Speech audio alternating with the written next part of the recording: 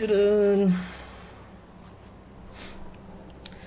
Greetings, ladies and gentlemen. Jerem, Adrian here. Welcome back to the channel. Welcome to a brand new live stream review. This one's for Guild Wars 2 Path of Fire. The second expansion has just gone live about an hour or so ago. Super excited, super hyped. It's 1 a.m. here in Malaysia, and I am just buzzing. Yeah, I'm running on caffeine. I watched the live stream leading up to the the launch, and it was awesome. Lots of good stuff, lots of previews and community input and stuff like that. Pretty well done, excellent launch. The patcher, the client is still patching for me. It's patching in the background, but I managed to get it to like 2 gigs, and hopefully that's enough, and hopefully we won't have any issues, any DC issues or anything. But I'm super excited. We're gonna go and jump into Ilona, Crystal Desert, and just start making my way through the story, checking out the new elite specializations, getting the mounts are here finally, and I really want to get beyond the point where I got to in the preview weekend, which happened about a month ago, where I managed to jump in. Real quick, I want to say hi to guys in chat. We've got Punk in chat. Hey Punk. We got Francine. Hey Francine, how are you guys doing? Thanks for joining me.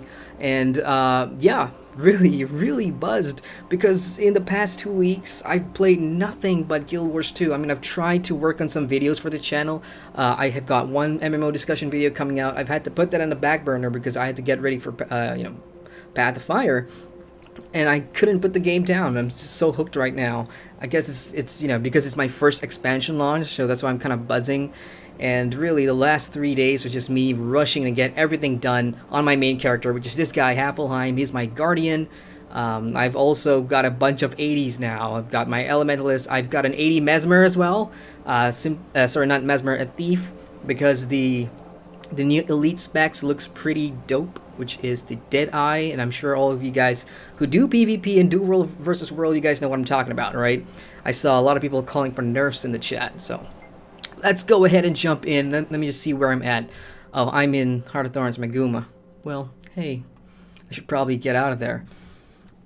So yeah. Can't tear myself away from Guild Wars 2. I mean, look at me. I haven't shaved in days.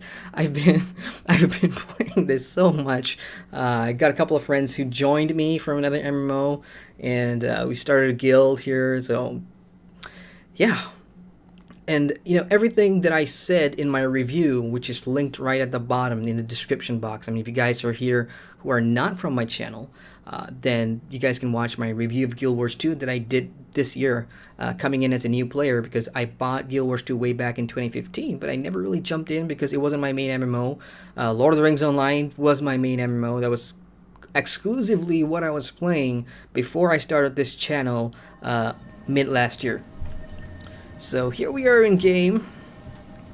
Let's just see what happens here. The hero panel. That should be the brand new elite specialization. There we go. That's the firebrand. That's for guardians. This one makes us use axes, and there's a lot of fire skills, a lot of cool stuff. I hope I have enough to unlock everything right now. I actually do.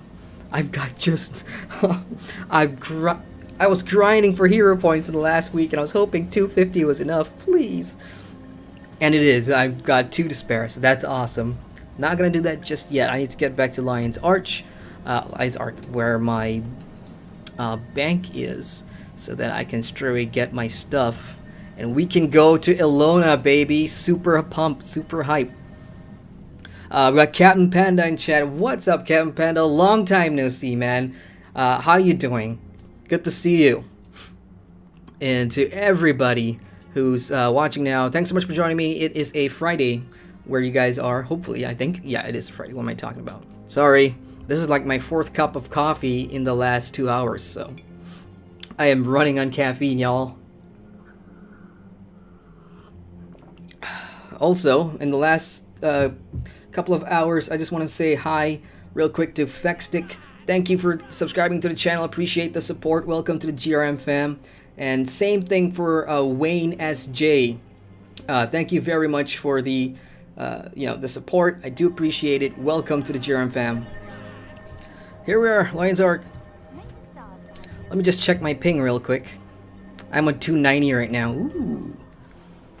I do expect to get DC'd. And just out of curiosity, I'm just looking at my guild. Oh, almost full attendance here. Lots of people on. What else? VIP, my other guild. Holy crap! Holy crap! That's insane. So how many people skipped work today? This is great. Absolutely brilliant. All right, let's go ahead and yeah, what do I need? I need my axe. Where's my axe? I had this one, Phoenix Reborn, and I was saving it because I knew somehow or other I would, need it, and I'm probably gonna use that when I unlock my entire POF line for the Guardian. Now, where do we start it? Do we start it in the story? There we go, Path of Fire. Begin this story. Ooh, oh man, I'm excited. I'm getting the chills here. Woohoo! Oh, we got Rico in chat. Hey Rico, how you doing, man? Good to see you. And Brian as well. Awesome. You guys are here from my part of the world. So it is Saturday morning right now for us. It's 1 a.m. in the morning, but screw it. I'm here. Let's get this review started. And let's begin this story. That's what's going to get us into Path of Fire. So here we go, Sparking the Flame. That is the brand new Path of Fire / Ilona / Crystal Desert Mastery Point. This chapter has 3. The prologue has 3. So if you've not played Guild Wars 2 before, every either chapter or living story chapter that you play, there are achievements that you can chase, and some of them are ridiculously hard. Some of them requires multiple playthroughs, and yes, you can replay the main story after the core / vanilla game to re-earn those masteries or achievements for the achievement points. So Sparking the Flame, prologue. Read the mail from Captain Ellen Kiel, or Kiel. Read the letter, Crisis in the Desert, from Captain Ellen Kiel. Let's go ahead and do that. Alrighty. Commander! Yes, I am still commander of... Well, am I commander of the pack? No, I think I turned that down after our Leafy friend met his unfortunate demise. Those of you that do play Guild Wars 2, you know what I'm talking about. But we are the leader of... I call them Divinity's Edge V2 because we've started our own guild, the Dragons Hunters Guild or something like that. I can't remember. But yeah, we are the leader of that. That's where we are in the story. So, Commander, the conflict in the Crystal Desert is bleeding over into Central Tyria, with refugees pouring to Lion's Arch every day. Queen Jenna has already dispatched a diplomatic team from Divinity's Reach. You and I have some common interests in play. I'd like to discuss them in private. I think we can help each other. Meet me at my office as soon as you can. Where are ya, Captain? We do the best we can. Oh, yes, you're right there. Let's go ahead and move on. Woohoo! Holy crap, I'm still buzzing. Buzzing. Checking up in chat here, Punk asks, Leafy? Yes, he's he's a Sylvari. And Sylvari in the world of Guild Wars 2 are... in fantasy terms, they are a version of the elf, and they are part of nature. So if you make a Sylvari character, you'll see them designed in a leafy kind of way. They are part of the ecosystem. Let me see if I can find a Sylvari here to show you exactly what I mean. Hey, any leafy people around here? No offense to those of you that play Sylvari. There we go, that should be a Sylvari. So I'm zoomed in as much as possible here. And yeah, that's her. I can't go into first person right now, but you can see her design, her hair, texture, everything's part of, trees, or I suppose, of nature. So that's sort of our backstory there. Alright, let's move on. Buzzing. Where are you? Is this it? Yep. Would you like to continue your story, Sparking the Flame? Let's do it. Checking chat here. Brian says, it's Friday, as long as I haven't slept. Punk says, hey, look, Leafy is here. That sounds familiar. Is that like a YouTuber? I mean, I don't know. Alright, Captain Ellen Kiel. Come on, send me on my way. I'm ready to go. Ilona. Oh, good. You made it. Happy to lend a hand to fight the blaze. I think I speak for all of the Captain's Council when I say we're beyond grateful to have a group of folks like you on our side. We can ship out once the rest of Dragon's Watch gets here. It'll just be me. Oh, one person. Against a god of war. I'm sure it'll be fine. Taimi and I faced Balthazar before, but he slipped through our fingers. It won't happen again. Taimi, she the short one? I hear she has quite the superiority complex. Funny to have a teeny tiny body with such a massive ego, huh? What is it? Why do you have that look on your face? I'm sure the commander's silently trying to warn you that the little narcissist might be listening. It's technology. A remote communicator. Yep, I'm always with the commander. Although, the Crystal Desert is farther away than we've ever tested this thing. I might not be able to stay in constant contact with you. What a disappointment. Huh, look at that. You broke Scruffy's sarcasm meters. Anyway, I'll get to work on solving that problem, so we'll never be apart again. Bye! That's... Pretty typical. well. A battalion of my best is ready to go. Talk to First Mate Fidus and he'll get you situated. I'm lending you my personal airship to get to Amnoon. Keep it in one piece. Heard you don't have the best track record with them. No promises. Might be smarter to get it insured. Best of luck, Commander. It's a powder keg over there, and that maniac has already lit the fuse. Alrighty, sweet. Yeah, I mean, this is one of the big changes Captain. from... Now let's talk shipping details. Hold that thought. Is there any more story here? No. Okay, so yeah, that's one of the big changes I really love. Coming from the vanilla game, because that's the one I reviewed, and then moving on into the hot story, and then I had to go back and replay the Living World Season 2. Season 1's not available for me because I wasn't around back then. So yeah, you could totally see the quality. Report on those supplies. They're on the way. I had to You could reroute totally few see shipments, the though. quality The original of the recipients are cutscenes and the already storytelling absolutely That's go council up and up and business. up. I mean, no longer do you have two people on a colorized, background palette just talking at each other. I mean, those were cool for me when I first saw them because I've never seen that before for an MMO. And then when I get to hot, and then your character is interacting with the other NPCs around you. It's very organic. It's rendered in the world. You're part of the world. It happens on the world, just as what we saw here. And I find that to be more immersive. And I know some of you out there in stream probably gonna go, "What the hell are you talking about?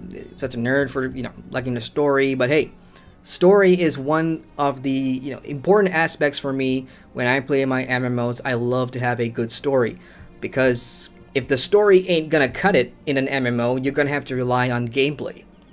Other aspects of PvE and PvP to satisfy your subscription or your money, essentially.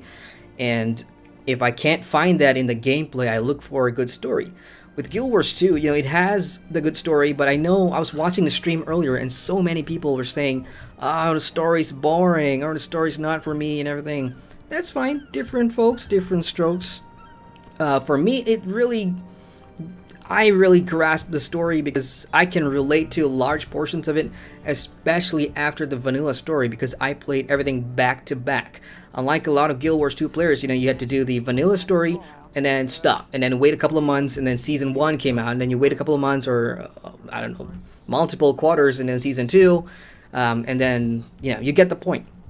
I didn't have to do any of that. As soon as I, jumped in back in, when I heard Path of Fire was coming out, I took my Guardian, I did everything at one go, 2 weeks, I finished the entire story, and what that did was it gave me an all-rounded view of the writing, how the quality's changed, and the story beats and what they mean for the player and this world. And I gotta say, that's what really soaked me in. That's why I was so stoked to get into Path of Fire and continue the story, because there are a lot of characters that they've introduced in Season 1 and Season 1 and 2 that I've absolutely loved, and they're growing on me. People like Taimi, when when they first introduced Timey, I thought she was like annoying and I couldn't stand her. Her banter I wasn't gravitating, didn't really catch me. And then the more the story went on and I saw, she's living with a disability, but she's strong in her own way. I mean, a tiny Asura with being a genius, and she's got this golem, and it reminded me of someone I know in real life, which is so relatable, and that's why Timey is one of my favorite characters now. So, I mean, the story just keeps getting better for me. That's just me. I like a good MMO story, and Guild Wars 2 for me delivers on that. But, that's not all that Path of Fire is bringing. I mean, you got mounts, new masteries, the new elite specializations. Urgh. So I believe... We're ready to leave when you are, Commander. Oh, I'm ready to go. So yeah, I believe this is the part where we start when we play during the... well, it's technically a beta, but the free preview weekend, I believe this... Yeah, this is the exact same ship that's going to take us to Amnoon. And I just hope my build... Shit, what build do I have on? So I'm... well... Where's my great sword? It's there, so I'll just change it whenever I need to. Okay, here we go. First mate, Fetus Focrush. What up? The Phoenix Dawn is set to sail. Glad you could join us, Commander. Thanks. How's the crew? Ship's prepped, aid supplies are in the hull, and we've got a Lion Guard squad for security. Hop aboard and we'll shove off. But the crew. You can speak freely. Well, some people, not me, are a little anxious. There are mixed feelings about fighting a god. We have our orders. If you listen to the refugees' stories, it's pretty obvious whatever Balthazar's doing over there is a catastrophe. He was determined to take a dragon's power. I'd guess he's turned his attention to Kralkatorrik. And apparently doesn't care whose neck he has to step on to get the job done. When you stop to think about it, this is a god who turned against us. It's hard to swallow. I suppose we'll just have to stop him from killing it. And get ourselves some answers. Oh, don't even get me started on sparing the dragons. Believe me, I'm still coming to terms with it too. Hopefully Timey can prove it. And soon. Then I'll hold my tongue on that and let you focus on Balthazar and his forged. Let me guess. It's what the refugees call his army. Tough customers by the sound of it. An army. Wonder where that came from. Only one place you'll find an answer. A diplomatic team is already on the ground in Amnoon. I'd start with them. Will do. You sure you're ready to follow me into the fire? It's where we do our best work. Good. Off to the furnace then. Right. Excellent. Okay, before I move on, just a quick note, for those that don't play Guild Wars 2, there's a lot of terms here, and it can be confusing. Balthazar, dragons, Kralkatorrik, what the hell are they talking about? Not gonna spoil too much. Vanilla game, Guild Wars 2, you've got these various races in Tyria. You've got the Char, you've got the Sylvari, you've got the humans, you've got the Asura, and they get along, but not very well to a certain extent. And then the Elder Dragons are a threat, and one of them, is the main antagonist in the vanilla game. So that's what the vanilla or the core Guild Wars 2 game was building up towards. And of course, in the game, you're the hero, you win. So you manage to take down one Elder Dragon. And then for the Heart of Thorn story and Season 2, there's another dragon. So, that story revolves around taking that down. So with Path of Fire, what the narrative here is that, a human god that, gods they've been gone for some time. And suddenly this one rogue god comes back, Balthazar, and as we learned in Season 3, his intentions are to harvest or to take or to steal or do something with, the remaining Elder Dragons, which can only mean bad things. Because Balthazar, I believe, is the god of war. Correct me if I'm wrong, if there's any Guild Wars 2 lore people out there. So yeah, our job now is to try and stop him, which is kind of weird because for the for the core game and the expansion, we were fighting elder dragons, and now all of a sudden a god comes in and he wants to get them for himself, whereas we, the players, we want to get rid of elder dragons, period. Save Tyria. So that's the conflict there. And what's brilliant is the writing and the story, because I may be the main hero, the main character in my own personal story. So you do get a lot of sidekicks around you. They're not companions like in Star Wars: The Old Republic, or they're just NPC companions that do join you. And one of them is a religious or a pious type NPC. So Balthazar is one of the gods we pray to as humans.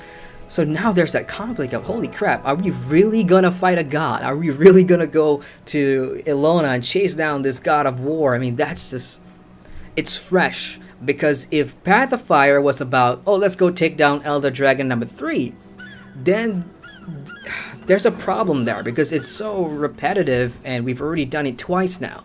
The first expansion, then, core game. So I don't think a lot of people would be happy with that. Myself included, I suppose. I really think that this is a fresh approach, and it's something they had to do to keep things interesting story-wise. So, pretty happy about that. Oh, look at that.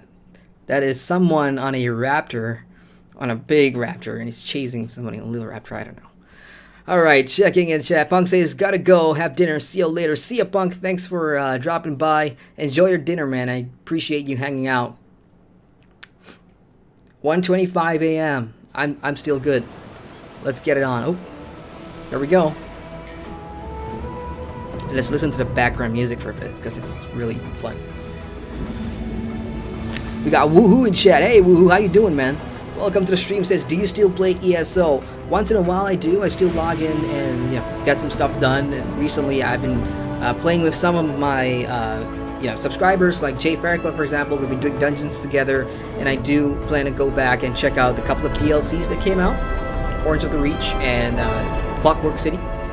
So yeah, it's in my top 3 played MMOs of the year. Guild Wars 2, ESO, and the other one is Lothar, obviously. So yeah, I still do play. We got TBTB in chat and says, you're cute. Well, if you meant my in-game character, I don't know. He's got gray hair and gray beard. Don't ask me why. That seems to be all my main characters in all my MMOs. I make them the same way. Gray hair, gray beard. I've got nothing. I'm not trying to be Gandalf or anything. It's just... Doesn't look like we made it to Amnoon. Okay, here we go. Sorry for the change of plans, but we saw smoke coming from that pyramid. Keel gave us orders, so we're going in. Alright, this is exactly where we started the free preview weekend. The ship was supposed to take us to Amnoon. Here we are, some pyramid. Stuff crumbling down. I mean, look at that. That's just... oh. Yeah, baby. If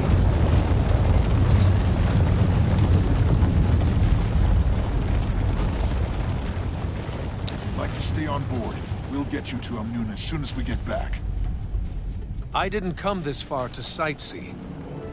I'm going with you. First achievement. No deductible. 1 achievement point. I'm way behind, y'all. I got friends who are up to like 24,000, but they've been playing since launch. I'm pretty new at this, but hey, I don't know if I'll have the time to catch up. So here we are. We have made an emergency landing. There is smoke coming out of the pyramid. I already know what's happening in there, but hey. Oh, what's this? We got view. Let's click that. That structure is enormous. Our navigational charts didn't say nothing about gigantic pyramids. Didn't think our info was so out of date. It's been hard for cartographers to keep up. This entire region has been in lockdown since Palawa Joko took over. Excellent. So you'll get those little green stars somewhere in the landscape that just gives you extra flavor, extra exposition if you want it. For story hunters like me, that's great. Love it. Now let's go down and disclaimer, I fancy myself an MMO player, and the one thing I do like about Guild Wars 2's personal story or the main stories is that some of the boss fights, some of the fights in there can get really challenging. They can be brutal, especially if you're new to Guild Wars 2 and you're still trying out rotations, you're still trying to figure out how combos work, and you're trying to figure out boons, and conditions, and just really, really new. Jumping into like Path of Fire right now and just trying it out. It's gonna be absolutely brutal. And I've died a lot in Season 3, especially Season 3. So I believe I'm at least gonna die a couple of times here in stream. I don't have the best build in the world, guys. I'm not the best player, but you'll just have to forgive me. I don't expect to die a lot, but I'm sure I will die. Because I died a lot in the in the free preview weekend. Alright, here we go. Me. They're killing for sport. These must be the forged we heard about. Let's wait for that introduction until after we're done. There are any left, eh, Commander? I should probably have spent my specialization stuff and tried on the firebrand. Alright, come to me, come to me. I've got traps for you. Man, the Dragon Hunter, absolute love. Especially those traps. I'm big on PvP. I've been PvPing a lot. And especially if you're a Guardian, those traps in structured PvP, man, I tell you, they're great for keeping points. Oh my god. Alright, plan B. Plan B, plan B, plan B. Alright, I like clusters like that. Stay there. No, damn it. Missed my opportunity. Let's dive on in. Let's leave trap. Awesome. Yeah, so much better on my Guardian because I'm familiar with this guy. Wait, it's only one unit. Welcome to the desert, Commander. Herald of Balthazar. Balthazar's herald, and I have an offer for you. He has chosen to forgive you for your interference with the fire and ice dragons. Join him and fell the crystal dragon. He only wants to free Tyria from their grasp. Your god lies, and waging war on these people won't help you defeat the dragon. Wrong choice! Oh, bloody hell. Alright, we got Scandalous in chat. Hey, Scandalous, how you doing? Welcome to the stream. He asked, I've just started watching, and mobs are still standing still and doing basic 1-2 attacks. Mobs in Guild Wars 2 are on same pair as Fiestas. Well, I mean, it really depends on where the mob placement is. Like, for example, in the vanilla game, yeah, you're right. A lot of the mob AI isn't really great, not that impressive, because, there's no variety. But, I've played a lot of Heart of Thorns since, and some of the mobs, really, especially the ones that are named, like, Elite or Champion, yeah, they do things differently. Like, the, in Hot, there's the sniper. I can't remember what it's called. The Mordrift sniper, I think. Man, he plays. His AI is super annoying, super PETA, and I hate it. But I just like that difficulty spike. Oh, stop moving, Herald of Balthazar. And I'm not gonna go for all the achievements. You can see down here, there's a yellow thing, quality of hammer and thong. Survive your encounter. Without succumbing to her Doom attack. I have no idea what her Doom attack is, holy shit. But if I can do that, I will get an achievement for it and hopefully a mastery. I believe I need to get her health down to like a 75% or 65% before she goes into like an interlude of some sort. But yeah, for those of who are wondering, I'm using a sword as my main and a shield as my offhand because I forgot to change my build. Oh, what is that? Don't give her any more targets. No, I should stay out of that, right? Yeah. Join his army, or be crushed by it. Come with me. Are you gonna fight again? Right. Yeah. Nope. Hold position. All right, she's gonna run. And help these people. I'm just gonna going grab up there. people. That's exactly what she wants. I know. I'll be fine. Be ready for any other survivors I send your way. Aye, Commander. Alright, here we go. We're chasing her. And I know she's got two little hounds that are gonna come and kick my ass. And those really do kick my ass. Holy crap. Scandalous says, thank you for your answer. No problem, man. I mean, but yeah, because I review MMOs here on my channel. I've done so many already. Elder Scrolls, Guild Wars 2, stuff like that. I'm currently doing Neverwinter as well. And I do look at stuff like that. Like, how difficult is the content? Is it going to be challenging? And when I mean difficult, I don't mean large health bars. You know, because some games I know, you know, when you get to a new expansion and they say, oh, it's going to be a new challenge, not exactly a new challenge. They're just going to add a new bar, a new layer of, you know, another health bar for a mob and call that difficult. It's not. I want to see new mechanics that the mobs do that'll catch you off guard because you've never fought that thing before. Holy crap. Oh yeah, I could just roll at the side. I forgot. And Balthazar chose me as his instrument. Come on, Harold. You can do better than that. No, the choice was made for me. I'm taking pop shots at her with my bow. Alright, here we go. These monsters are destroying our entire village. Calm down. Help us! I'll help you. Don't worry.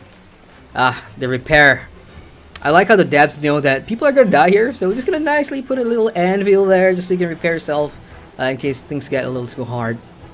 And there she is, man. There's my Raptor. I cannot wait to get you. Oh my god, mounts in this game. Just from the preview weekend, you know, there's some of the best movements of mounts I've ever tried in an MMO. I mean, the Elder Scrolls Online comes very, very close to that. I mean, mounts in that game, super smooth, easy to handle. And Guild Wars 2 just... man. Okay, what shall I do here? I'll probably take out the middle first. Let's take this guy out. Shield Bearer. Let's get some Aegis up so I can get my blocks. Blocking is good, y'all. Blocking's good. Yeah, come cluster to me because I've got that up my sleeve.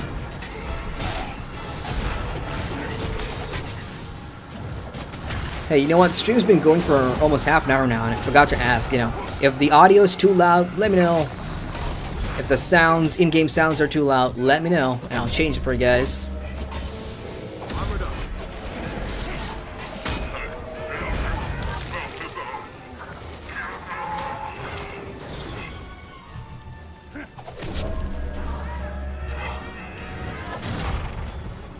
Too slow there.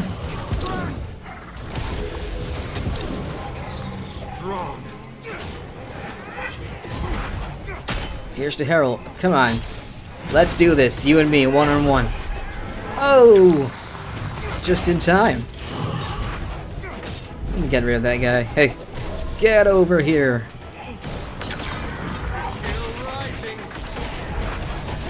I'm really impressed that I've not lagged or DC'd yet, because that tends to happen. Fingers crossed. Touch wood. Touch wood. Because there's a lot of players on right now doing this. Ugh. Checking on chat. Scandalous says, yeah, I hate punching bags. I want to see better AI as well. You got a sub for me. Scandalous, thank you so much, brother. I do appreciate that. Thank you for the support. But yeah, you and I both, man. I hate punching bags. I want to see something, you know, fresh and interesting. Oh, what am I doing? What am I doing? I just blew some of my skills there. Alright, that's the first sign of lag that I got so far. You're not escaping me. You get your ass over here and we'll talk. Go ahead. Oh, smart ass. You're not going anywhere. Okay, I got some bleeds. Oh boy. Alright, these guys are no different from the open, I'm just gonna call it open beta from now on. Because they were hard on whatever classes I tried. Oh man, alright, hang on. I gotta focus here. Focus here. I'm not like other streamers who can absolutely talk and fight. I can't do that. I usually just gotta, you know, stay focused on fighting. And I guess the strategy here is to take one down first and then go for the other one. I think I'll do that. So this one's almost dead. Let's get some bleeds on him. While waiting for my cooldowns and just basically keep moving.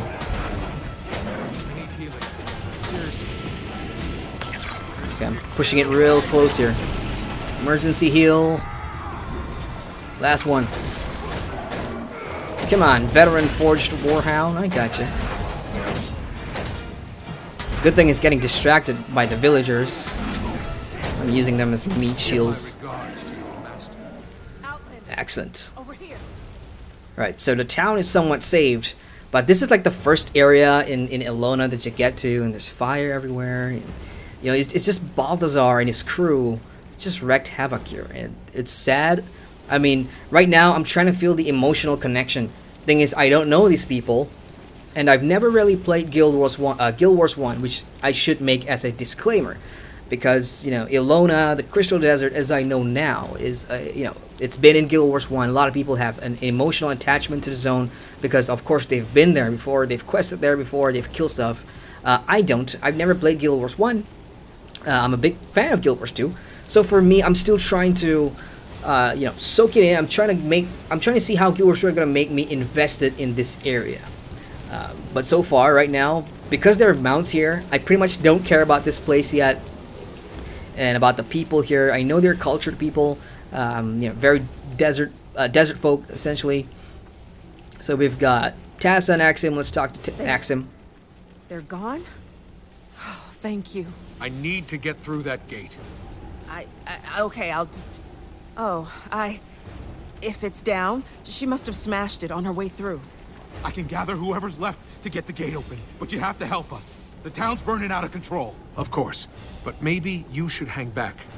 Yes, please. Maxime, your leg doesn't look good. I can't just sit here. It's okay, we'll handle this. You're helping by helping me. Fine, just please don't let the entire village burn to the ground. Help the survivors. The Raptors will get you to anyone who's out of reach. Got it. Raptor. I'm fine. I'll stay with my brother. Okay. Shout if you need anything. Commander, I've got something that might help with those fires. Uh-huh. Give it to me. Take this. Thank you. You carry a fire extinguisher with you. Well, Keel said we should bring insurance for the voyage. I like this guy. First mate, Focrush. Comes prepared. Do you have like a cheeseburger too? It's like almost 2 a.m. here and I'm starving. Well, I had dinner. It's just that supper. So here we go. We are... Oh, here... I've been waiting for this for weeks, man. Come on, Raptor. F button. Yeah. Oh, yeah. And, you know, I was doing this in the beta weekend as well. And this is... I'm just showing you guys how... This is smooth. I mean, movement... For me...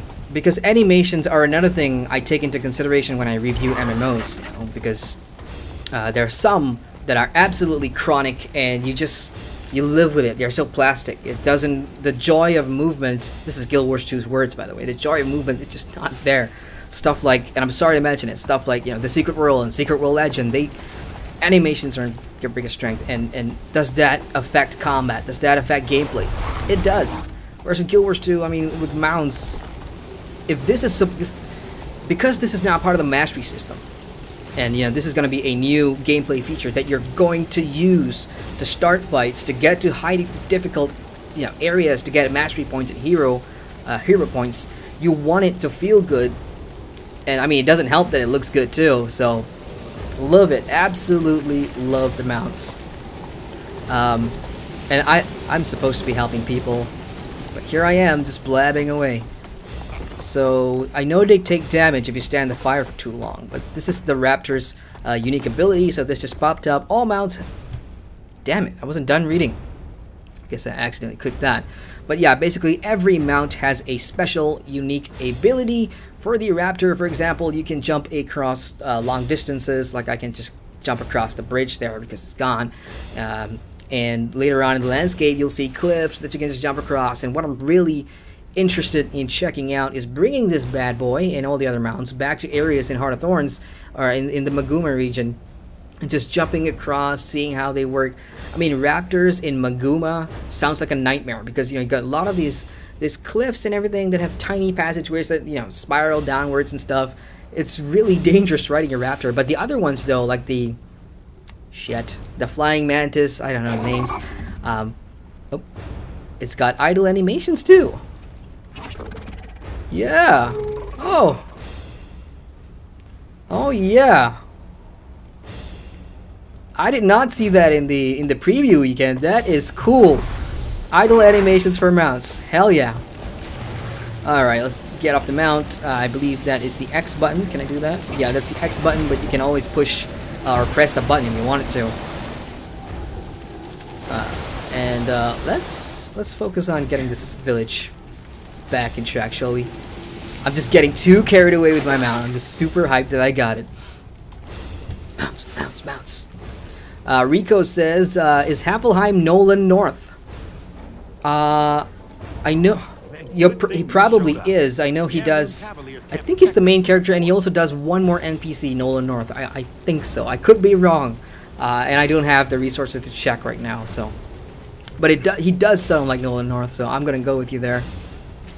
We also got Flame Seeker in chat. Hey, Flame Seeker, how you doing, man? He says, "Hi, Jerem. Are you ever gonna do Final Fantasy 14 expansions, Heavensward and or Heavensward, sorry, and a Stormblood?" Short answer, yes. I just don't know when I'll get the time, because as you know, those require me to buy the expansions and pay a subscription at the same time to, you know, get the time to review it. And I want to do it because, again, for those of you guys that are subscribed to my channel, you know that story is a very big part of my MMO experience. It may not be for some of you, but I really give a shit about story. And Final Fantasy, oh shit, what am I doing? Final Fantasy has some of the best stories, and I really want to see what Heavensward and you know, Stormblood has to offer in that regard. Because if you know, on my 10 reasons to play Final Fantasy 14 review, if you look at the comments, a lot of people are telling me, "Hey, Jeremy, jump back in. You're gonna, if you love the core story, you're gonna absolutely love." The expansion story. And it's not that I don't believe you. I believe you. I've seen some of the other YouTubers do their thing with Final Fantasy, and my sister plays. You guys know that. I played my sister during the review streams. And so yeah, I totally want to go back. I just can't say when, bro. Rico says, because Havel's voice sounds just like the Jedi Counselor. He probably is Nolan North. I mean, the thing with video game voice actors is, you know, I was about to say they get passed around a lot. It's probably the wrong term. But they're everywhere in the industry because, you know, guys like Steve Bloom and Nolan North, and who's the other one? Besides those two, there's a couple. Jennifer Hale. These are voice actors who are legends because of what they do, and all the big games want them. So I'm not surprised that, you know, there's crossovers here and there. Sorry guys, I'm boring you with me doing, you know, saving the town here, and it's going longer because I love just talking to you guys about, you know, some of the questions that you ask. So yeah, any questions you guys have, if you're new to the stream, feel free to leave them in the chat and I'll get back to you. I'm a very interactive person. I mean, because I'm actually not this talkative in real life. So when I, you know, do stream, does gliding work here? Yeah, it does. Awesome. Yeah, so when I do stream, I just talk to people all the time. Love it. So give me another 5, less than that, I should be done. I need to get up there. I just need to find a way how to get up there. It's probably through here. Oh yeah, another big thing about Path of Fire is if you look at the top right hand corner, for those of you that may have stopped playing Guild Wars 2 and you're watching this, hearts are back. And if you don't know what hearts are sort of your... They represent quests, especially in the core game. You go to different regions in Tyria, and each map will have a bunch of little NPCs that, you know, when you get in near proximity, an objective like that will pop up, and it tells you, you know, what's basically happening in the zone. Actually, scouts, you'll see a bunch of, you know, scout icons, and they'll tell you what's happening in the zone, and the objectives are just basically what you can do to help out the people there, or, you know, just it's just zone story essentially. And when the... Oh, holy shit, he sat down. My mount sat down. You guys see that? I totally missed that. I just saw that. My mount sat down.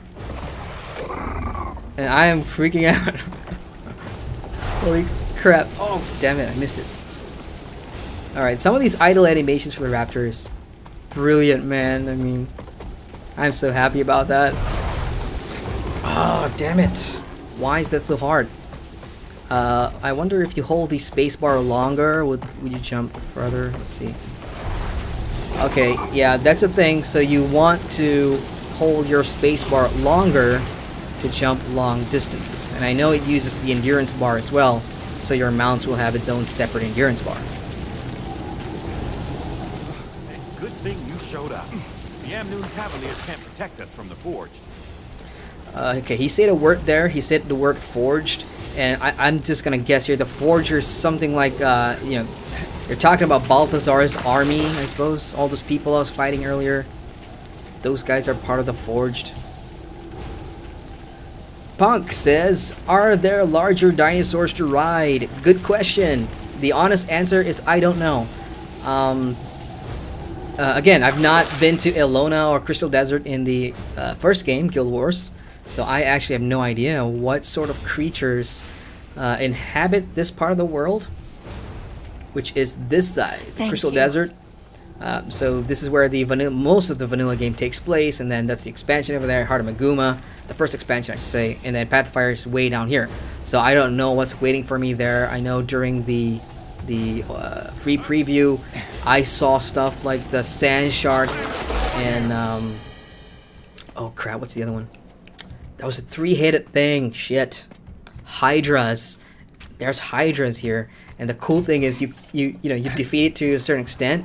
You cut off its head, and it just drops on the floor. And it starts wriggling around, and you got to kill that too. So when I first saw that, I'm like, holy shit, that's awesome. All right, so let's turn in this objective. And you know what? I kind of miss it, as I was telling you guys. In the Heart of Thorns expansion, when you get to the Verdant Brink, you don't see any hearts, you don't see any quests. So as a new player, for example, if you're brand new to the game and you bought the Heart of Thorns expansion and you get there, you're like, what am I supposed to do now? I know you can follow the personal story, but on the map, you got all these events happening, but there's no direction, telling you what to do. Because, again, and I said in my review, what the Heart objective does, it gives players that sense of a traditional quest hub crawl. I'm moving zone to zone, I'm filling up hearts, I'm progressing the characters, I'm progressing my story, I'm earning XP, I'm doing a bunch of stuff. Heart of Thorns took that meta and just turned it on its head. No quests whatsoever, just objectives, not objectives, sorry, you just got events, multiple tier events leading up to the main, spectacle or whatever, and that was sort of the eye-opening thing for me. I was like, holy shit, that's new. And it was a risk, I suppose, because not a lot of MMOs just say, screw quests, we're gonna go do it this way. You want quests, you play the personal story. I managed to live with it simply because of the personal story. The personal story in Heart of Thorns was engaging to me, so hey. Right, so I believe, let me just get rid of this bucket here. Awesome. Now let's check my mastery panel. There you go, Path of Fire. Oh hey, it's still locked. Hey, come on. Oh, I'm supposed to talk to Axim, of course. My bad. Looks like the Raptor's taken to you. Keep it. For your help. Are you sure? One less Raptor's the least of our problems. Thanks. It'll help you cover ground faster. You'll need it. The mine gate is operational again. Go through there. It'll take you to Amnoon. All right. And Outlander, please pay this tragedy back for us. I will. Yeah, I definitely will. Right, the Raptor. Swift, strong, and agile. Raptors are stalwart explorers and great companions for exploring the far reaches of the Crystal Desert. Train your Raptor to leap across chasms and increase the power of its tailed spin attacks. So that was the number 2 bar there when I wrote the Raptor. That's basically your opening combat maneuver to start fights, and later on I do believe you can make it hit harder, I think. I don't know. We'll find out. And you've unlocked your first Crystal Desert Mastery point and the Crystal Desert Masteries. View the Mastery panel to learn more. Let's do that. There we go. So I've got 1 point so far, and that's for saving this little village over here. Ravenous Strike is the first Mastery tier, number 1. And that took me, there's no XP. Well, 291,000, about 292,000 experience points. So it's not that hard to get. Basically, you just do this intro tutorial, which is, I believe, what this is. So, yeah, what am I supposed to do? Oh, no, okay, so it's active now, and I need to fill the XP bar. So basically, 292k is what I'm looking for, which I should be able to hit just doing 1 chapter of the personal story, I think, and I should be able to, you know, use the Ravenous Strike. So there we go. And all the Guild Wars 2 veterans are probably looking at my mastery panel and going, what the hell? I know, again, I only became a serious player after I did my review, which was in March. So, and I do jump around MMOs a ton. If you're new to the channel, that's what I do. I jump around, I make videos, I review them. So I don't have a lot of time to invest in, you know, stuff like this. So awesome. Use the mount key to summon your mount. What's the mount key? It's X. Checking chat real quick. Sorry guys, completely ignored you for like a minute there. Pong says, I want a dinosaur. You should be playing Ark Survival Evolved. Whale Deboggy, sorry if I get your name wrong. Hey, welcome to the chat, Whale. He says, for mount. Yuki says, when you able to ride the rabbit one? I think the rabbit one comes much later on, I suppose. Let's look at the mount panel again. Under the Raptor mount, okay, so you got the Springer mount is the next one in line. And if you hover over the lock icon, you'll see that you're currently in the tutorial stage of the mastery system. Master the following abilities to complete the tutorial. So you need to completely max out your Raptor mastery before you get the rabbit one. The Springer mount. Actually, now I can see their names, so I can, you know, accurately call them out. Complete the high jump ranch task region in Desert Highlands to unlock the Springer mastery track. There you go. So I need to get to High Jump Ranch, wherever that is. I'm about to go find out. X. Oh, no, sorry. I was already on my mount. Sorry. Now, I want a way to name my mounts so that, you know, when I'm riding my mount, this is just aesthetics, y'all. I want to see like a mini bar there for the name of my mount. I think that'll be pretty cool. Some people get attached to your mounts. I mean, in games like Lord of the Rings Online, you could name your mounts, and you'll see their health bar and everything. Over here, I wonder if they can do that. We'll bury him at dawn.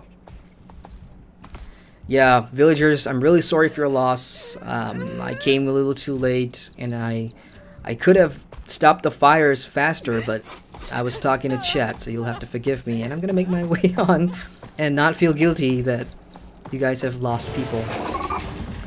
Right, the Raptor's Tailspin, which is my number 2 button, can be used to engage enemies. So this is exactly what I did in the beta free preview weekend. Basically, run up here. Okay, that was a fail. I was supposed to jump across. Players, don't take cues from me. Don't.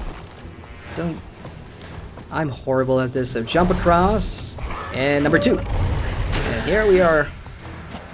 Oh, okay. So he did a lot of the work for me. He didn't have to do anything there. And that Raptor, he just... Where's he going? So he just abandoned me and has gone walking around. But I managed to summon another Raptor, so... Guess it's not a loss. Alright, Veteran Cave Spider, let's do this. And he's gone too.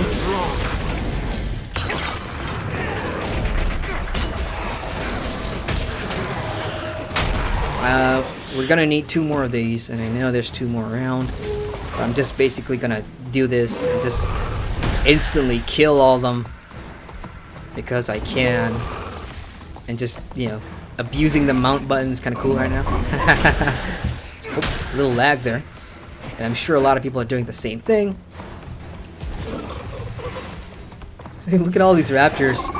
Once I've used them, they're all just walking back to the ranch. That's kind of cool. So they're not mine forever, they're just rentals. Rented raptors.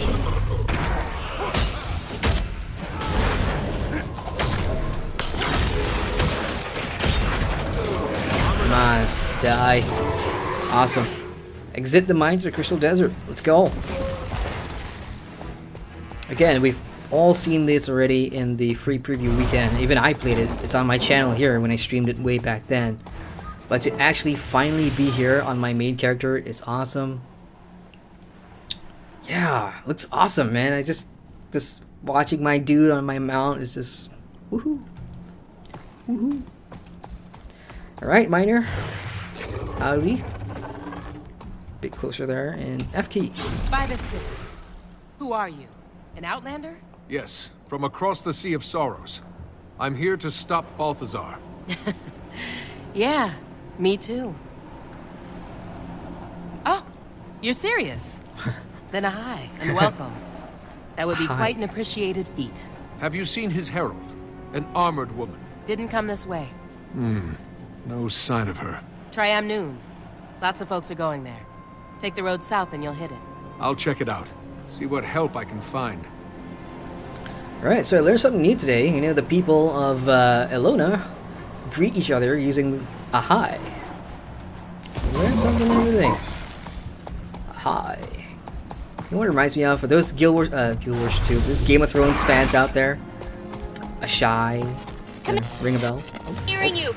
Some interference. Try get higher ground if you can. Higher ground. Oh, right. If you can hear me, I'll try to reach you later. Repeat, I'll try to reach you later. Hello. I'm just going to assume you heard that. So yeah, that voice coming out of my backpack is actually a radio receiver from one of the members of my new guild, which is the Dragon Hunters Guild. Again, I'm just saying the first name that comes to my mind. That was Timey, and that was the character at the beginning of the stream I said that I'm most, you know, that I care for the most because she's like a little sister to me now, Timey. And you know, every time she pops up on screen and has something to say, it's usually very dry, you know, humor and sometimes kind of cringy. But you know, you have to remember she's still a kid, and it's just fun seeing when she pops in.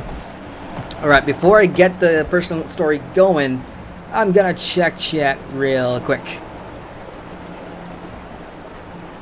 We got Beach Dude CA. Hey, Beach Dude CA, welcome to the chat. He says, "See what did they call him? The NPCs? I think you can unlock it." Says Yuki, and Beach also says, "Heck, they called him Outlander. Just went back a bit. That's the same phrase used in Star Wars: The Old Republic." Yes, actually, after I think the Knights of the Fallen Empire expansion onwards, you are now the Outlander, if I remember correctly, because I used to play that too. Yeah, believe it or not, I play a lot of MMOs. But yeah, you're right. They call us the Outlander. And I mean, in context of Guild Wars 2, I mean, it's not like they're trying to steal from different MMOs or anything. It's just you know, a convenient, relevant term that you can, because we are Outlanders. I mean, I'm a human. I'm all the way up north, you know, of Tyria, and is coming down to south here, which we never really do, I don't think. So I guess these guys are What's your business in Amnoon? cautious. In case you haven't noticed, there's a mob of people trying to get in. I was told a party from Divinity's Reach is here. I need to speak with them. Also, a village north of here was attacked. My crew is helping the survivors, but they could use Amnoon support. Wait here while I clear this with the council. Captain Rahim, I can vouch for the commander. There she This is. the leader of the guild I told you about. There's a welcome sight. This is the Dragon Slayer. No, it wasn't a solo effort, but yeah. The commander's taken down one or two. Ridlock. Ridlock! What? Kaz, you're here on behalf of the Queen? Correct. But just a moment. Captain, does the commander have permission to enter? Yes, a high commander. Hi. Catch up with your friends and come see me at the Cavalier Station. We should talk. And we will. Awesome. So, Ridlock, hang on here. Sparking the Flame completed. We have a Elonian Visitor's Gift, 3 pieces of common unidentified gear or salvage for reward of crafting materials, or double click to identify and receive an item. And the third one is just Battleforge components, which I have no idea what this is. So let's go ahead and click all 3. That's how it's done. And that's my XP bar. And okay, you know, reminder for those of you that are in a guild, you know, go to a guild hall and use your XP buffs. Make advantage of all that stuff if you want to get your masteries faster. Sparking the Flame, this chapter is done, or the tutorial is done, let's see, and they give you a stash of Cornan coins. Cornan coins. Takes effect immediately upon receipt. Grants a large amount of Crystal Desert Mastery experience. So this is formerly traded across Elona, but banned under Palawa Joko. Lots of backstory there. Lots of history and tidbits that I'm sure Guild Wars players, the first one, and those who read the novels, I'm sure you guys can appreciate. So let's see how much XP that's worth. Holy crap. That took me beyond half bar. Nice to see. Right, so as I was saying, like Ridlock, Brimstone, those of you who play Guild Wars 2, you know, you don't need me telling you this, but for those that are new, these 2 people are, you know, essential parts of the The vanilla core story, Ridlock is part of the first guild of Destiny's Edge alongside Logan Thackeray and Zoria and people like that. And why I was surprised to see him here, because towards the end of season 3, he had to go back to the Char mainland, I suppose, the Black Citadel in Ascalon, and deal with some issues there, because he's sort of like a troublemaker. This guy, he has no regard for the law whatsoever, so he does things on his own will. But he's a loyal companion to me in the story, which is why I like having him around. And he's really what the Revenant class is built around, because before Heart of Thorns, he sort of disappeared into the mists and came back with some new magic, which we now know is the Revenant type magic. So hey, this one is interesting. I mean, my introduction to Lady Kismir was in the Living World Season 2, because I, again, did not play Season 1. I was not around when that came out. And she's got a buddy as well. What's her name? Man, it starts with M. Not coming to me right now, but she's the most holy person and the most pious person of my little band of companions, which is the Dragon Hunting Guild. I'm just going to say it again, even though I know the name's probably wrong.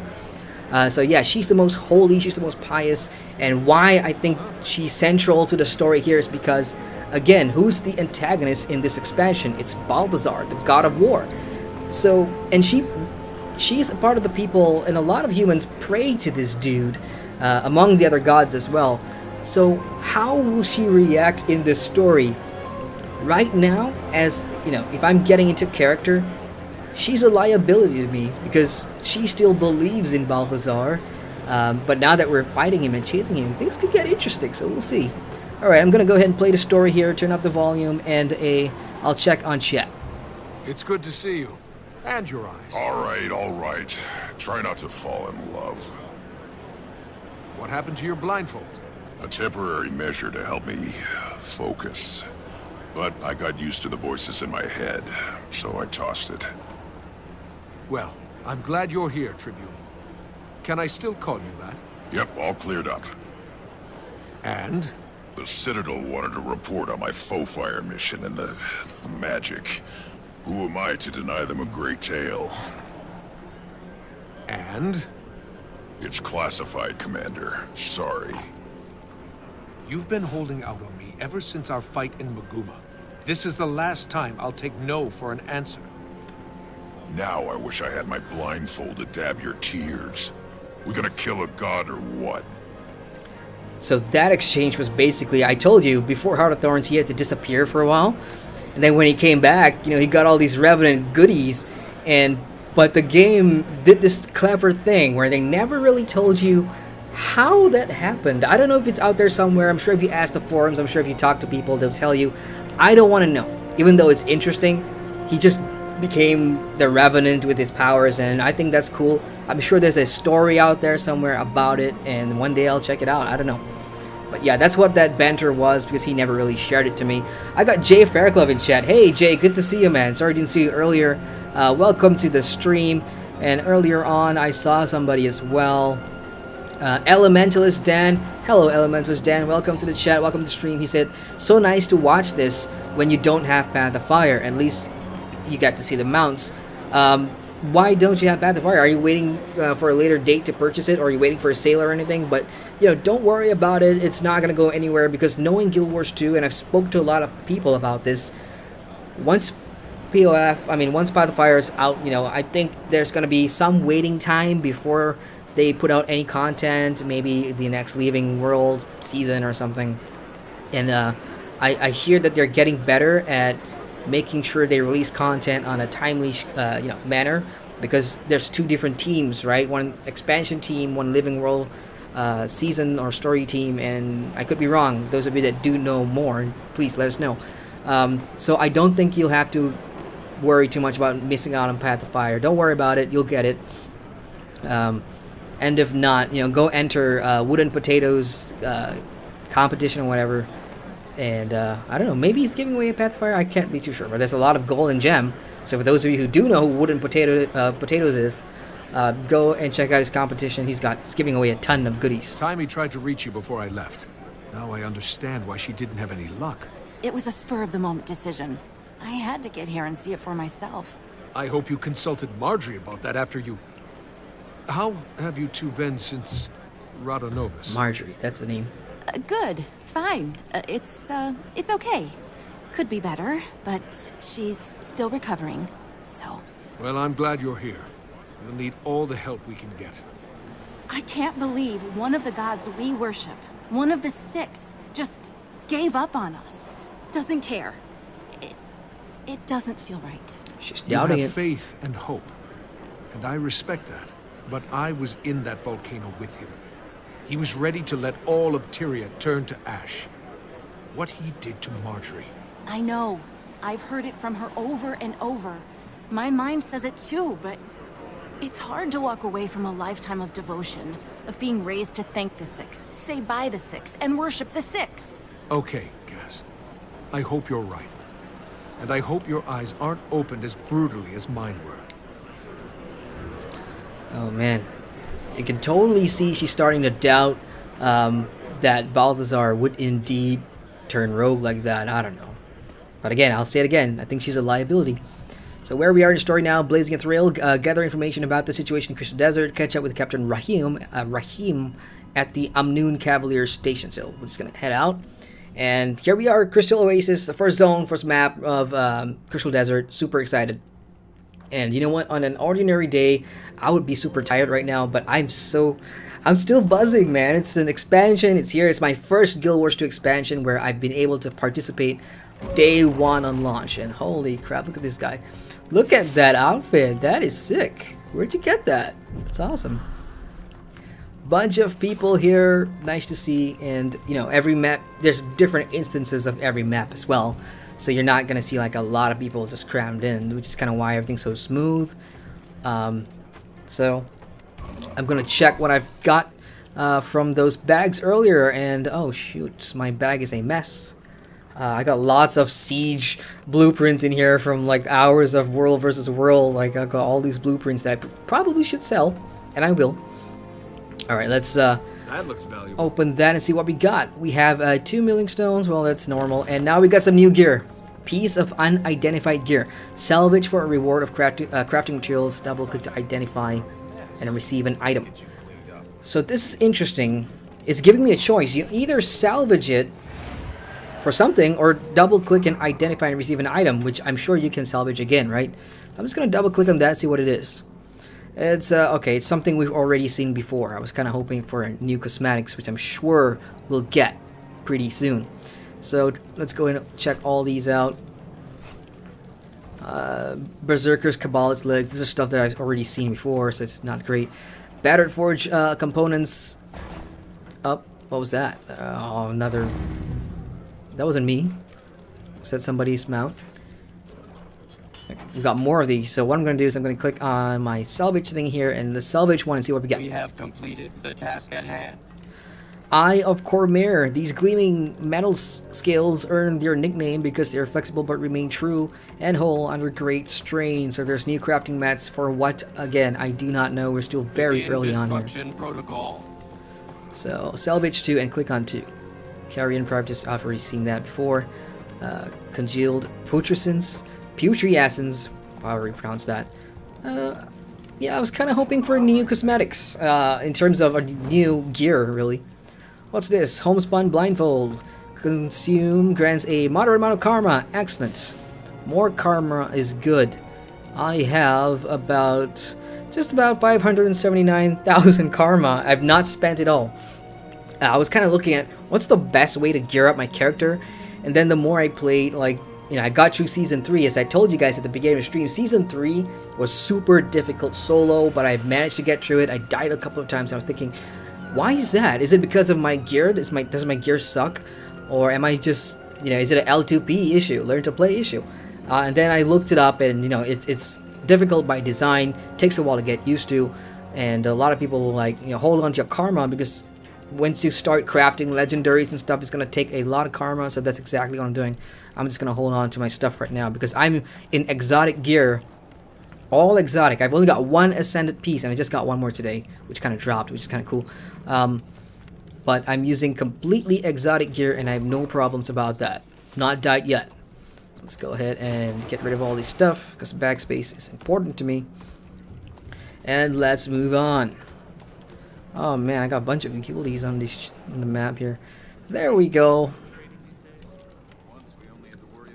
Any scouts around? Any scouts in town? Yep, there's one right there. We got the bounty board. Bounty is a interesting new mechanic here for the Crystal Desert. I mean, a bunch of players just pick it up, and you know, you get different objectives like go hunt this mob or hunt this monster, and you guys go on get it done. But the interesting thing about bounty boards is, let's say you killed something today and you fought something today. It had some mechanic, right? You go back and do it tomorrow. It's gonna have a different combat mechanic. So that is pretty interesting. I wonder what the rewards are. And hearts. There's one right there. It's Aksim, the guy I saved from a town way back there. So he's come forward. So let's go ahead and talk to the scout real quick. Let's see what the zone is all about.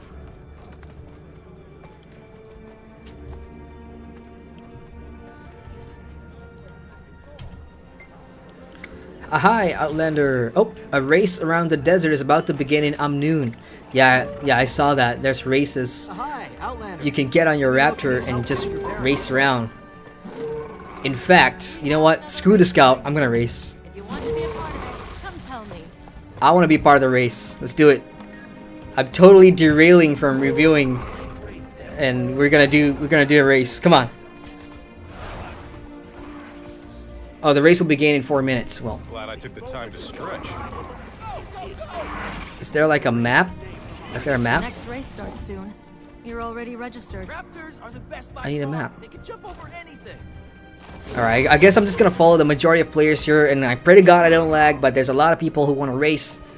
So, I'm ready to race. The guy next to me is an Asura, and you can obviously see his Raptor is smaller than mine, so that's a little aesthetic difference. That's pretty cool. So this guy's gonna cheat. The NPC's gonna cheat. He's right up at the beginning, so I'm just gonna edge right there. Alrighty, checking chat real quick. Oh gosh, I totally lost you guys in chat. Where is? Alright, I'll make my way up. Punk says my poor Ash Hopper will be alone. Jay says come to NA on ESO. I can get you max level in no time. What are you guys talking about ESO? Beach Dude says, lol, my gear is fully broke multiple times in Story 3 in Ascended. Wow. Well, I guess it's a good thing that I really didn't grind for Ascended gear before I did, you know, Season 3. But yeah, that's good news for new players. If you are new to Guild Wars 2 and you really want to jump to the end and do all the, you know, Season 3 and stuff, if you are in rare or exotic gear, which you will be if you used a level 80 boost, don't worry if you die a lot. I mean, gear is... I hate saying this because sometimes it's not true, but gear is relative because everything scales, right? And the difficulty in Heart of Thorns and Season 3 especially spikes so much that it's down to you learning your class, clearing conditions, knowing your boons, timing your dodges, and using the mechanics in those boss fights. Some of them will require you to use a special button, a special prompt skill that comes up. And it's all about timing, and it's all about understanding the fights. What I did was, I usually just do it once, die, and try and understand what the fight mechanic is. Like some of them you have to get on your glider and jump and throw stuff down. It's just really random. Some of it works because it's interesting. Some of it is just like, I think the devs sort of ran out of ideas and like, oh, how am I gonna make the players, you know, think about solving this problem? Which, you know, some of the boss fights in Season 3 aren't that great. They're just really annoying. But yeah, you're gonna die a lot. Don't worry about dying. It's not a bad thing. In fact, I even told my friend today, it's so refreshing for me especially to die in a main story in an MMO. I've been playing MMOs that offer absolutely just no challenge in main stories because they're main stories.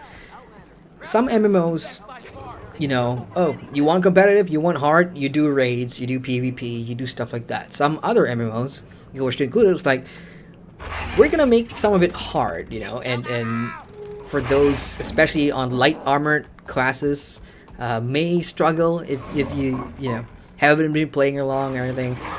Again, it's down to preference. I like the challenge. I like the spike. I'm just rambling on here.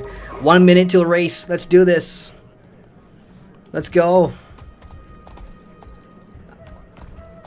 Somebody says low the graphics in the game. Should I lower the graphics? But I like playing on high graphics. Oh, here we go. We're about to start. We have another race starting soon. We're about to start. To be a part of it, come tell me. Jay says, end of the world tomorrow. Best uninstall, never winner. Don't start with that again, Jay. I'm not installing because I still have to review Never Winner. We got Aleph Kerr McCore in chat. Hey, Aleph, welcome. He says, hello, hello. I'm about to start a race here, so I'll get back to your question if you have any question. But welcome to the stream. I've just reached the city of Amnoon, and one of the first things that popped up was a race. So I'm ready. Come on, let's do it. 6, 5, 4, 3, 2. Dan Haddock just subscribed. Thank you, Dan. Appreciate it. Here we go. Oh, that's... I've been disqualified. You are not in the race starting area. I've been disqualified. I just wasted 4 minutes just queuing up for that shit, and I got disqualified because... Why? I wasn't in the race area. I was right there. Oh, that's BS. I'm pissed off. Damn it. Well then, I'll just reply to chat. But yeah, Dan Haddock, thank you so much for the subscription, man. Thank you for supporting the channel. I do appreciate it. Welcome, welcome, welcome. I review MMOs here, and mostly I do top 10s, 10 reasons to play a certain MMO. I spend about a month, you know, just playing the game, getting to level cap, and then I'll give you 10 reasons, solid reasons, what's positive, and also the negative as well. I like to think I'm fairly, you know, impartial in my reviews. We got Drone Monkey says, do you get mount from the start? Yes, sir. Once you start, once you enter the game and then you start your Path of Fire personal story, you'll get, you know, Lion's Arc and stuff, and the tutorial will give you the Raptor mount. So don't worry, you'll get it straight away. Jay Farrakov says, did you say City of I'm a Noob? City of Amnoon. Amnoon. Alright, I'm just gonna check the scout. Let's get on with the review, shall we? I'll take part in that horse race in my own time. Horse race. Raptor race. Sorry, Raptor. Don't hate me. Alright, so hi, Outlander. What can I do for you? What's your role here? I'm a cavalier. I serve under Captain Rahim. I normally patrol in and around Amnoon to keep the peace. But here, I mostly just direct people around. Can you show me the area? Welcome to the free city of Amnoon, oasis of the Crystal Desert. Okay, so there's a POI there. The priesthood of Cormyr would welcome your help aiding refugees of the warfare raging across our region. If you're interested in learning more about Raptor riding, return to Axim on our northeastern shore. Our facility that desalinates the brackish waters of the Elon for drinking and irrigation is a marvel to see. We Cavaliers are stretched thin across the region, struggling to protect our vital farmers, quarriers, and ranchers. Awesome, awesome, awesome, awesome. And, you know, again, I'm doing this for a review, and I'm doing it on my main character, too, which means that, you know, I don't want to rush things. Outlander. I really Let want me to... know if you need help getting your bearings. Who's talking to me? Oh, you. I just talked to you, dude. But yeah, I'm absolutely not going to rush it because there's just a lot of things that are new here, and, you know, you really want to take the time to explore. I see a vista up there that's way up there. Probably going to have to jump on somewhere and just glide over. So here's what I'm going to do. What's closest to me? Bounties I'm not going to take just yet. I'll probably do that sometime tomorrow. But yeah, guys, tonight, well, I'll consider tonight Friday night. No. So Friday, Saturday, Sunday, all 3 days, I'll be streaming Heroes 2 Path of Fire. So I'll probably get to the hard ones, like the bounties and any other big tiered events, over the weekend when a lot more people are online and able to play. Oh, look at that. It actually broadcasts the players who finished the race. That's really cool. I like that. You know, stuff like this, races and stuff, has the opportunity to you know, foster and build the community some more, I kind of feel, because, you know, in Heart of Thorns, it was more of a, you know, there was a very serious threat there, right? I mean, Modramoth and all these events and all these attacks and stuff. And then you got the little light-hearted ones, like the little mini adventure, the mini games, like the one where you know, shoot flame at the tendrils forgot what that adventure was called. Reports of creatures driven insane by light Yeah, but energy those are stuff, coming I mean, from you get all to see the leaderboard and stuff, but when you've got stuff out in the open world here where it's more, you know, it's part of civilization, and it's actually something that these people, these Elonians here, they might actually do in their own free time, I think is pretty cool. I'd like to see that. I want to see what else is out there, really, honestly. So this is the bounty board I was talking about. You got Champion Man-Eater, Champion... Oh, my eyes. Baird Fang, and Champion Zelki the Shameless. So these are all champion mobs. You can solo them if you want. I wouldn't recommend that. Another bounty board here. I mean, those are champion mobs, but this is just normal. Nothing on this board. So, let's take a look at the map a little bit. What do I want to do here? We have a Profession Scholar over there. Any Reports of creatures driven hero insane by ley points energy are coming from out here? all over. Are you going to help? I know there's a mastery point right there. It says above, and I don't exactly need a mastery point right now. There's a hidden area here. I haven't checked it out. What else we got? Hero points. I actually don't need any. I've got like 252, so I've got more than... Oh, there we go. Earn 10 hero points, so this has not changed since the Heart of Thorns expansion. In the Maguma regions, every hero point encounter or POI in the map awards you 10 points. So you obviously want to go do them. We got a mentor over there. There's probably a group over Reports there. of creatures driven insane by ley energy are coming from So all I over. will go talk to this captain here. And let's just move the story a little bit, and then I'll come back and finish all the hearts in the zone. And then we'll do a little exploration. We'll go run around the Raptor, and we'll see if there's any zone events that I can just have a look-see. And also look at the new creatures and fight them and see if that's difficult. And of course, I want to try out my firebrand. So, Sorry lots for to the do. gate earlier. I get all kinds of people in here, and the stories they tell to get inside. Not that I blame them, but the city can only take so many before bursting. So, I take it you're here for Balthazar. Yes, I am. I am. I'm looking for a place to start. Any information you have would be helpful. Well, your guildmates are being hosted by the chief counselor at the Civic Center. She can fill you in about the state of the city and the surrounding area. And she might know something about Balthazar, too. Sounds good. Anything from the ground level. Someone who's dealt with him or his army firsthand.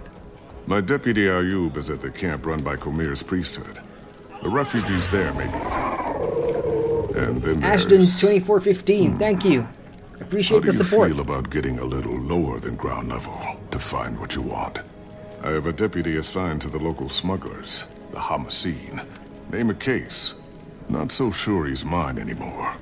But you might seek him out, if you don't mind walking on that side of the line, of course. I think I can stomach it.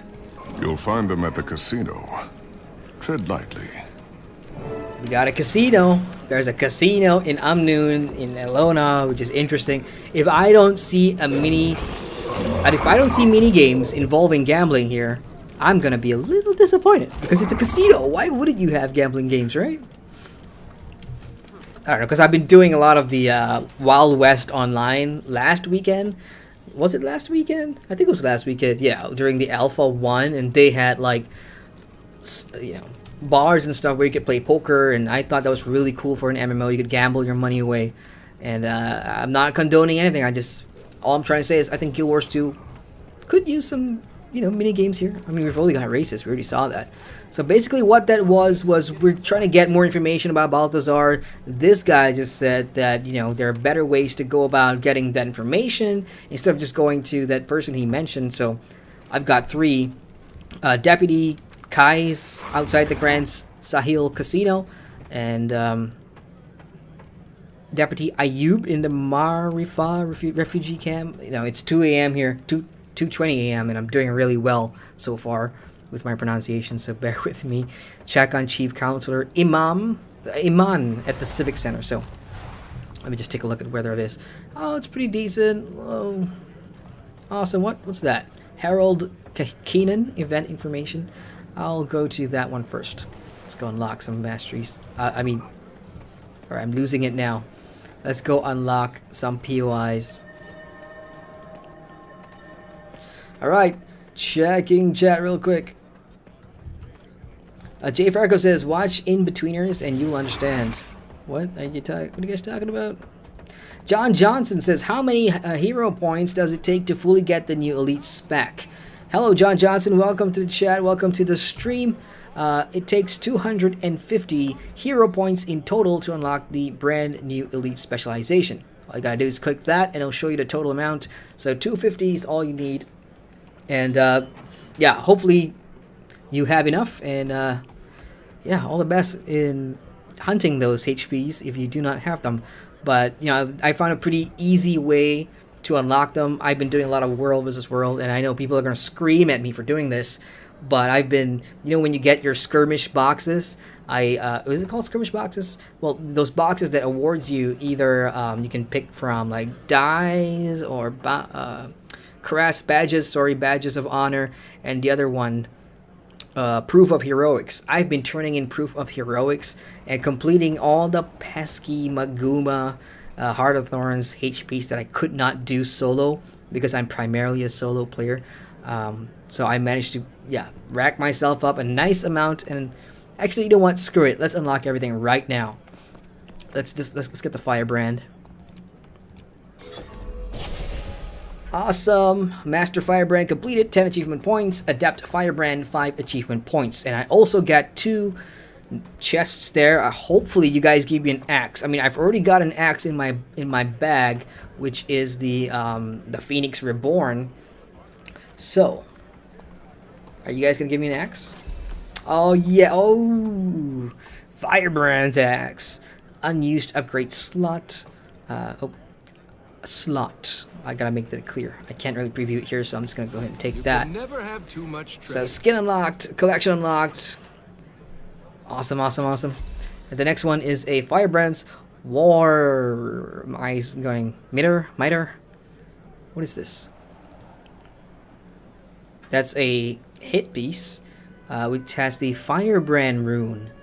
So that's all condition damage. I suppose if you want to play a Firebrand, I mean, this is for Guardians, you guys. Those that don't play Guardians, I'm sorry, I'm a Guardian. You guys have to watch this. But so far, you know, my build right now is purely power. I used to have a condition damage because I was running my Dragon Hunter build, and I got lots of bleeds and stuff, primarily for PvP.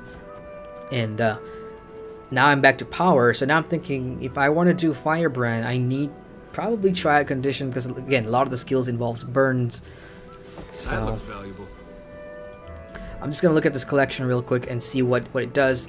So specialization collections, all your classes have new ones, and there's a whole bunch of stuff to collect or unlock and explore and some stuff like that. And the reward is a same like Heart of Thorns, you get an ascendant weapon.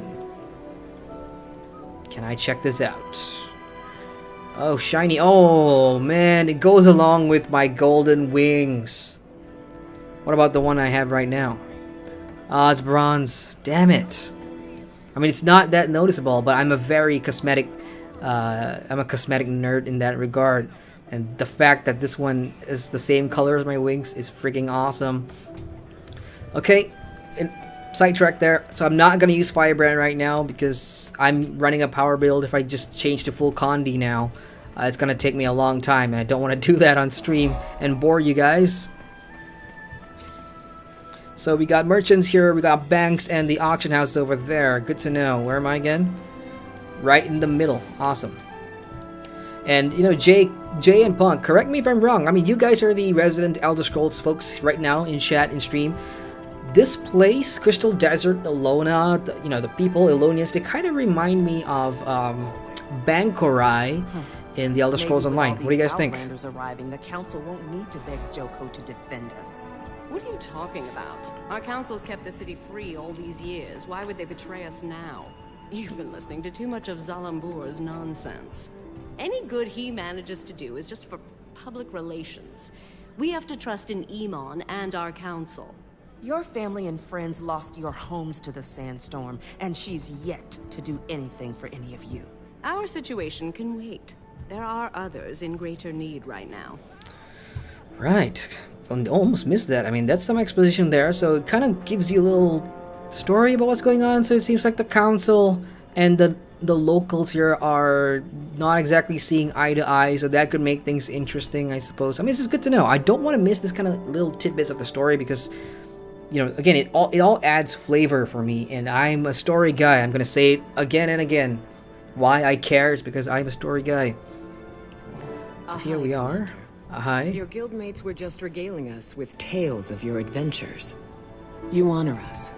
It's not every day a dragon slayer walks through our door. The counselor must have misunderstood my part of the story, or she wouldn't be bending over backward to inflate your ego. Well, thank you for the compliment. But this time I'm not after a dragon. I'm after Balthazar. Do you have any information on his whereabouts? The god himself? We only know he's constantly on the move, chasing who knows what. And that Amnoon is essentially surrounded by his troops, which maybe you have some insight into. We're at a bit of an impasse. Joko's government sent representatives of the Morden Crescent to Amnoon to offer military support against the Forged. The Morden Crescent may no longer be the honorable Sunspears they once were, but they would make powerful allies. And in a time like this, we need all the help we can get. You people have history books? Open any one of them and it'll tell you short-term gains bring long-term trouble. Wise words. The Chief Counselor has the right idea. We should be grateful the Morden Crescent are even considering helping us. We should fly Joko's standard and make it clear we welcome his kingdom's support. We've resisted Joko for years. I'm not about to let him waltz in. And without a fight? Never. It's nonsense.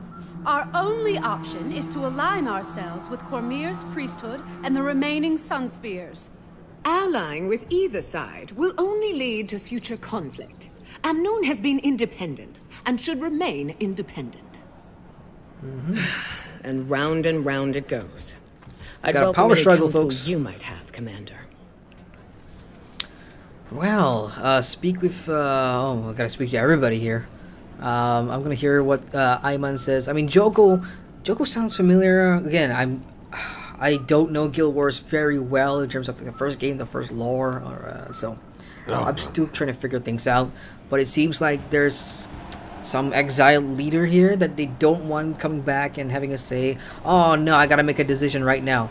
That symbol right there means I gotta make a decision, which will, I don't know how that's gonna affect the story. And now I'm on the spot. Shit. Well, let's hear what Ayman has to say first. It's easy for your Char friend to dismiss the threat we face. Joko is nobody's first choice, but we can't afford to turn down the Archon's offer. The Mordant Crescent are the only ones with the strength to ensure our survival. Right. The Sunspear's numbers are weakened, but their involvement could still be a beacon of hope. Their order has sacrificed everything to defy Joko and the Mordant Crescent. They'll protect us from the Forged. Amnoon must remain independent. Our doors jeez. have always been open. It's how we survived this long. The moment we pick a side, we're asking for trouble from the others. And you, Counselor. You're awfully quiet over there. There are no good options here. All of these plans are suicidal. I can't endorse any of them. Alright, so it's a bit clearer now. You got three.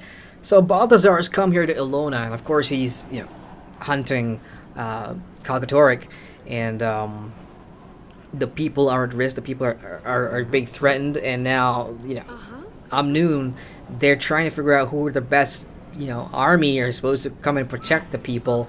So it's a three different sides of story. You got the Sun Spears here, you got Joko and his army here, and then of course they want to remain independent. So I have to make a choice. Who should we ally with? Let me talk to my own guild here. What you got to say, Ritlock? These people should just look out for themselves. The minute these yapping windbags let a creature like Joko into this city, they give up any hope of freedom. He might be the biggest gun around here, but what happens after the Forged are defeated? Every decision you make has a cost. In this case, all the people have to do is serve Joko forever after they die. What a deal! Serve Joko forever after they die. Sounds like a necromancer of some sort, this Joko dude. And so here's the thing. As I'm gonna have to rewatch the stream again to see if I missed anything. But as soon as I got here, you know, all these names start coming out, right? Sunspirit, Joko, Ridlock seems to hate Joko. So in my mind, you know, the narrative beat is putting this guy as one of the central figures. They're just foreshadowing this guy a little bit, this Joko dude. The problem for me here is that because I am sort of new to Guild Wars 2 and I don't have that extensive knowledge of the lore, maybe from the first game, there's no, you know, I don't see a book around about Joko, or I don't see an NPC telling me why people hate Joko, or, I mean, Ridlock just did, you know, he just told me why he didn't like that, but, you know, that came after the fact, so that's some of the things that I have to deal with if I'm not, you know, familiar with the Guild Wars 2 lore or the world. With the vanilla game, you know, it wasn't that obvious because everything is just given to you piecemeal, piece by piece, so you take your time and absorb everything. But eventually, if you are a new player and you're jumping in for the first time, especially if you just bought Path of Fire and you want to jump from vanilla to Path of Fire, my advice, don't do it. Especially if you're in it for the story, there's no reason to do that. Just play it, take your time, and play it chronologically. Start vanilla and then go through everything chronologically, because you're just gonna kill yourself trying to figure out, you know, story beats, who's who, and you're gonna have to like wiki or YouTube everything, and I don't recommend that. So take your time with that. Spear Marshal Cormier was a local hero, even before she fought a fallen god and took his power. Her sun spears have always encouraged That's what I these wanted. people to keep Thank fighting, you. even when darkness is closing in. They may be a small group now, but an alliance with the Sun Spears would be the light in the dark this city needs. So that's the backstory that I needed, and maybe I spoke too soon. My own guild was the one providing that to me, because the locals, I suppose it makes sense. Locals don't trust me. I'm an outsider, so they're not going to tell me about their story. Thank God my guild is smarter than that. So the decision has to be made. I've got 3 choices. Keep Amnoon independent and neutral. Resist Joko with the symbol of Cormier and the Sun Spears. And 3, accept Joko's offer and uses Awaken to fight the Forge. Awaken sounds bad. Awaken sounds like zombies for some reason. Oh, here we go. I could use some more background information. Okay, everything I said in the last like 7 minutes, just ignore that, because now at least I get to read all this stuff. Amnoon's call for we've done things on our own land. Welcome here, but with the Forge, storm, cities, and ancient disaster. Awesome. So I will probably read this on another character that I'll bring through here, because I want to move the stream along. I don't want you guys to just watch this. So in terms of decision making, so I'm gonna go ahead and keep Amnoon independent and neutral. Thank you for your input, Commander. I tend to agree. I hope I don't regret We'll this. continue to fly our own flag. Amnoon will face the Forged as a free city, with gates open to all. A council actually making a practical and timely decision? Call the town crier. This has to be a first. At least the Sun Spears are still welcome. King Joko will make sure we regret this decision. Uh-oh. You just killed us all! May Hey, Cormier hey. forgive us. Chill. Thank you, Chief Counselor. Commander. You too, chill. Commander? Okay, now I'm feeling weirded out, because does that mean I'll have to fight both factions, both the Sun Spears and Joko? Because then I just condemn the entire Elonian These people are desperate, caught up in a war they don't understand. Balthazar came to the desert for Krokatorek, not for them. But why? Why is he doing it? This is why I wanted you to pick the Sun Spears, to represent Cormier. She might guide us to answers or intervene in Balthazar's actions, especially if his goal is noble, but his path is not. Your hope is inspiring. Thanks. Have you heard from Tiny? I couldn't get a clear signal. Guess I should try again. I have some big news to share. There must be some place that's clear of interference. I'll look once I've finished gathering information. Oh, well, that sucks. Casimir really wanted me to go with the Sun Spears. I totally blew that. I mean, shit. Well, the good news is I have 3 All-Star 80 and I can just do this again. So I'm not that, upset about it. Alright, checking in on chat real quick here, because I've totally not looked at chat for the last 10 to 15 minutes. Scrolling up, Jay says, damn it, Durham, you had one job. Yeah, I know. And he says he doesn't love us. Of course I love you guys. What are you talking about? Oh, so you guys are talking about me not reading chat. I'm here. I'm reading chat. Rico says, Steve Blooming to the max. Yes. Yes, that was in my mind all the time. Beach Dude CA says, oh crap, got stacks of those boxes in my bank. Had not thought of using the proof of heroic to get the HPs done. Yeah, I mean, that's the... I had two...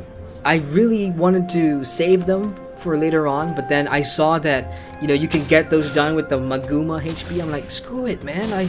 It's gonna take me weeks if I were to, you know, just try and do the entire Maguma completion just to get those hero points. So I said, screw it, I'm just gonna use my proof of heroics. And it turns out that if you spend at least 4 or 5 hours in World versus World, and you just follow Commander and do everything, you'll totally get enough. 250 is what you need. All right, I'm here in this little soup cube. Oh, right there. It's a mastery point right there. What am I doing? Pot of soup? That's easy. Hey, stop right there. Only my sous chef can taste that soup. What does it taste to be, chef? I yell an ingredient. Oh no. And my sous chefs. Oh, look at that. Oh no. All right, that's fun. That's an interesting mastery activity that I've not seen before. I yell an ingredient. My sous chef throws me that ingredient. Could you handle that? So he's gonna yell, and so I have to throw. Okay, sure. Let's see if you have what it takes to be my sous chef, Outlander. Shit. You're going to help me make our house specialty, tagine stew. I call for an ingredient, you throw it. Got it? Okay. Find me that honey. Honey.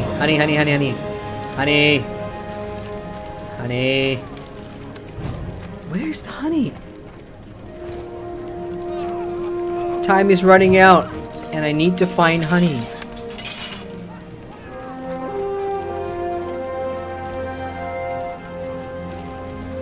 Okay, I'm gonna screw this up. Oh, honey! Honey. Come on, pick up and throw. Where's the chef? Luck next time. Oh, shit. Come on.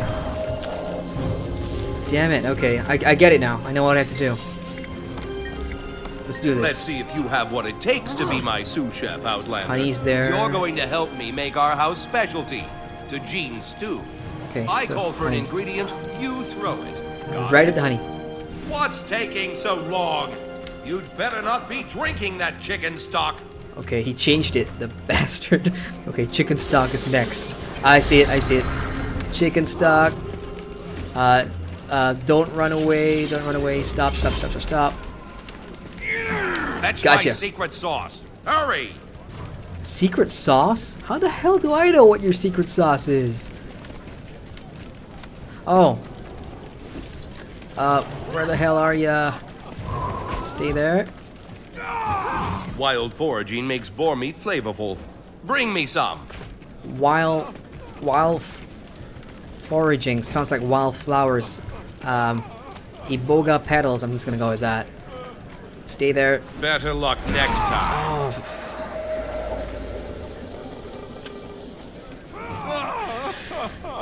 All right, one more try. If not, I'll do this off stream. This is a real pain in the butt. Let's see if you One more have time. what it takes to be my sous chef, Outlander. You're going to help me make our house specialty, tagine stew. I call for an ingredient, you throw it. Got it? Got it. What's taking so long? Chicken You'd stock. better not be drinking that chicken stock. Chicken stock. I just did this. I just freaking did this. Oh, it's right there. Okay, my flash memory is piss poor. I'm just gonna admit it right now. Grab me a piece of burnt wood to grind up. Burnt wood. Fireplace. Get that roasted meat over here to me now. Roasted meat. Here? No. Roasted meat. Where is the roasted meat? Oh, slab of boar meat. I hope that's it. Not what I asked for. Better luck next time. Moving on. Let's do some quests, shall we? Let's go find some hearts. So is that the race? Okay, the race is back on. I'm desperate to try this race. So while I make my way there, we got Daniel Rosalie in chat. Hi Daniel, what's up, man? He says, hey Adrian, I've been meaning to get into Guild Wars 2 for quite some time now, but most of my friends aren't into MMORPG, so I was wondering, is playing solo in this game still fun? Bro, Daniel, when I started playing for the review, I played from the beginning solo, and in fact, I am still playing solo. I do join like pugs once in a while. I jump into PvP, I jump into World versus World when there are group events, like landscape events and Heart of Thorns events. I of course just joining the fun, or if there's like a pug squad or a pug party running around, I will jump in. But I have played this game primarily solo. You'll be absolutely fine, brother. Don't worry about it. And that goes to all you solo players out there. MMOs are MMOs. We like the MMORPG aspects of of the game. We want to do things online. We want to do things together. We want to do things with friends. I want to do things with friends. But because of where I'm in Malaysia, so my time zone is really messed up. So I have to play solo most of the time, and once in a while I do get to play with friends. So Guild Wars 2 is very solo friendly. I played the vanilla story all the way to the end of Season 3 solo. So Daniel, you'll be fine, man. Bong says, I'm not the only one without friends, Jay. What are you guys talking about? Jay says, Necro for the win. It's the one class I actually don't have right now, Necromancer. I don't have a Ranger, I don't have a Necromancer, I don't have an Engineer. On my bucket list. Beach Dude CA says, yeah, going to run my Necro in TD with a train, but we'll get the balance with the proofs. Alright, I think I'm caught up with chat. I think. Let me just check to see if chat's working real quick. Hi y'all. It's just a simple broadcaster message to see if that's working. So in the meantime, I've got mail. Let's check mail. Thank you from Tasa and Ask Him. Oh, these are the two people I saved way back in the first town when I was on fire in the tutorial to get the mount, and they've just sent me a mail. Thank you for your help at the farm. We thought you might be able to make use of these gloves. They belong to our grandmother, but we've been gathering dust lately, and it's a shame. I'd rather someone like you had them, someone who would appreciate them. If you're staying in the region and want to put your Raptor through her paces, I've no doubt the people managing the refugee crisis could use the help. They should recognize the gloves and may know about their history. Interesting. Elonian glove box. I'll take that. And hastily written letter. Takes effect immediately upon receipt. Second of pair of ornate, well-made riding gloves. Riding gloves. Let's take it. I have no idea what these things do. So let's use. Oh, it gave me 1,000 karma. So should have just told me it was 1,000 karma. Let's open this and it just gives me a choice of rare gloves. All right, bunch of different stats here. I'll check this later. Race is about to start in 1 minute, and I'm just gonna stand right at the edge here and not mess this one up. Okay, this person has a pink colored scale on his Raptor, so I think you can dye your scale. I will check that out once the race is done. I'll see if I can dye my Raptor. That will be sick.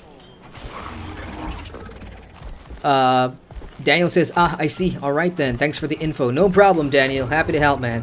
Again, for those of you, don't worry about playing Guild Wars 2 solo. I'm a solo player. This game rocks. Solo. Just live your content. Keep it up. Thank you, Daniel. Appreciate it, man. Absolutely appreciate it. Oh, okay. We're jumping now. I guess. This is funny. Alright. I have no idea where to go. I'm just going to wait until the timer starts and we're going to do this properly. If I mess this one up, I'm rage quitting the stream. So don't worry, I won't. I've learned my lesson the first time. Okay, here we go.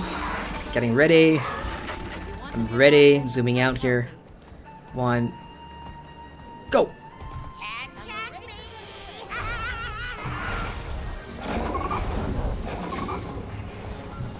Haha! Haha! I'm in the lead! I'm in the lead! No. My FPS must be crap right now. Oh, long jump. Long jump. Can I make it? Can I make it? Yeah, baby. Pack Dolyak. Everyone's spamming their jump key. This is fun. And it's possible in tight spaces because of the Raptor control is super smooth, as I said many times. Oh, that guy cheated. That guy totally cheated. Where did he come from? So I am 3rd or 4th right now, and I don't have a lot of endurance. Everybody's using the jump skill. I think what's interesting is... What? My prompt skill just popped up. See, the problem with spamming your endurance bar to get ahead is that you never know if there's a cliff coming up that you're gonna need it for. Holy crap, sand sharks. Freaking sand sharks. Get over that. Oh man, that was close. Come on. I'm gonna finish 4th here. Long jump. Come on, come on.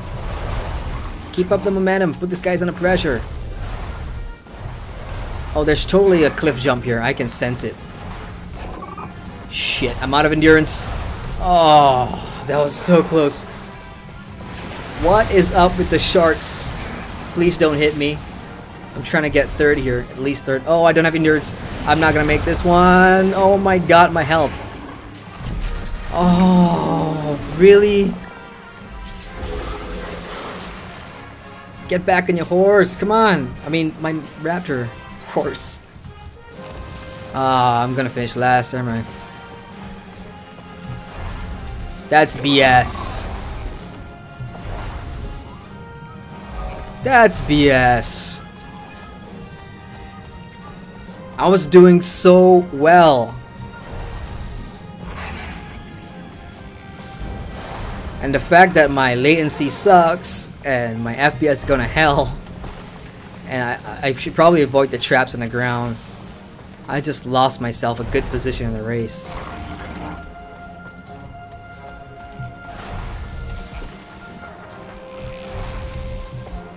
Oh, oh, here comes the lag. Damn it! I was doing so well. Hopefully you guys in chat will do better than I did there. Oh, damn it! Oh no!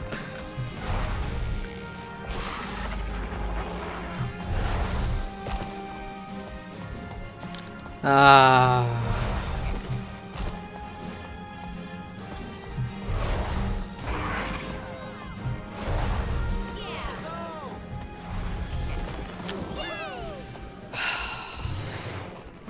What are you waiting for? Get going. So, that was fun.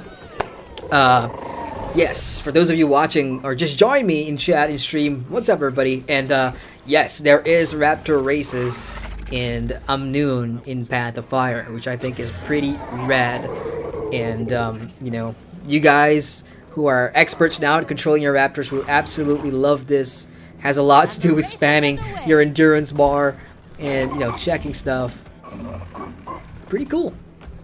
Now, when this timer dies down, I want to see if we get a reward for this. I mean, of course, if you finish first, I think there's a reward or something like that. But that's kind of cool. So yeah, again, that guy has a different color mount. So here's what I'm going to do. Let's see if we can die. Let's go on the dice. Mounts. Yes. Yes. But we can only dye one thing, which is the color of the skin. So you could totally make it plum. Definitely not. Or I've got a glossy black. This was a rare drop I got. Glossy black looks good. Or just a dark red.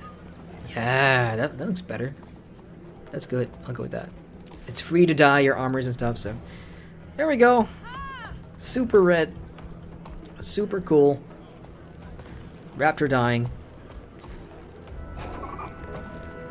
Yes, you do get you get XP for doing a race, which is nice. You guys want to do that, and you'll get karma and of course a event reward as well. What do we got? More of that stuff that you can identify or salvage, and a trophy This item has a value. Oh, trophy of the champion firebrand. That's my elite specialization collection. That's awesome. And a 3 trait contracts. I saw this in the preview weekend, but I have no idea what trait contracts are. So, yeah, there we go. That's for the specialized collection. So, hey, those of you guys just got to Amnoon, queue for a race, man. It's kind of fun. Just make sure, somebody told me earlier, turn down your graphics, put your graphics lower so that, you know, your FPS is pretty stable. I didn't do that, so that's probably why it was so choppy, and I think it was choppy in stream, so I do apologize for that. Punk says, die your raptor, animal abuse. Now that you mention it. No, Punk says, rage quit. Nah, I'm not gonna rage quit. I give it a best shot. Flameseeker says, you did your best. Yeah, I know. I'll get that someday. I'll be a master racer. All right, so here's what's gonna happen. I am gonna go and, you know, check out a objective. I'm gonna go to the farms outside there. I know there's a quest objective somewhere here. There we go. I'll do that, and then I'll talk about, you know, probably wrap things up here. It's 3 a.m. It's 3 a.m. I haven't slept. I didn't take a nap. This is my 4th cup of coffee, which is kind of why I am, you know, for somebody that's awake at 3 a.m., I'm super hyper, and it's all caffeine. I'm going to have a hell of a headache tomorrow morning, but don't worry, I'll be streaming a lot earlier tomorrow, Saturday night for me, so I can go way longer. But tonight, the first stream, I just want to head to Path of Fire, see what's up, see what's new. So let's go get this heart quest done. Oh man, I still can't get over the fact that here I am in Guild Wars 2, and I'm not running around on feet, I am on a mount.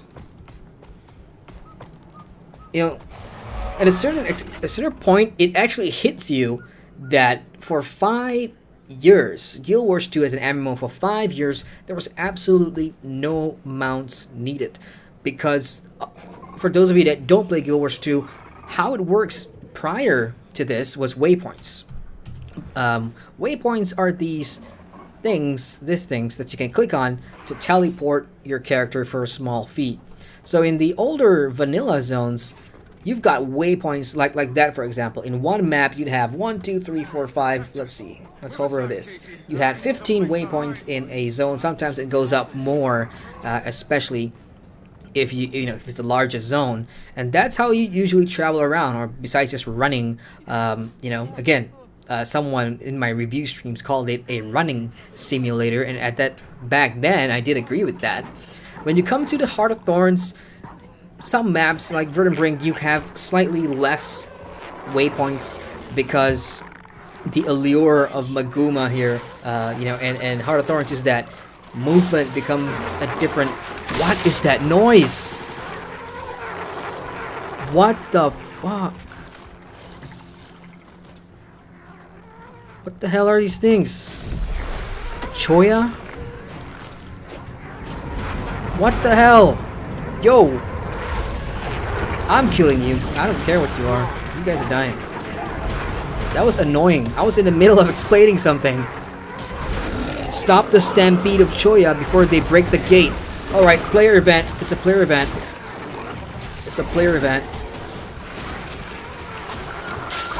That's the first player event. That's my introduction to events here. So we gotta stop these little things before they get to the gate. Oh, we made it. Holy crap, that was weird, man. I'm talking, and in the background I hear this. But what the hell is that? What the hell is this? What is it? That's some weird looking thing. It's like a little Pokemon just running through the streets, wreaking havoc. You can never have too much treasure. That's a weird ass event, man. Here we got more. Now you can finally see it. Looks like a balloon or something. Looks like a watermelon. Look at that one. That's like a watermelon. Oh, that's because it is a watermelon. I thought that was part of the monster, but it's a real watermelon.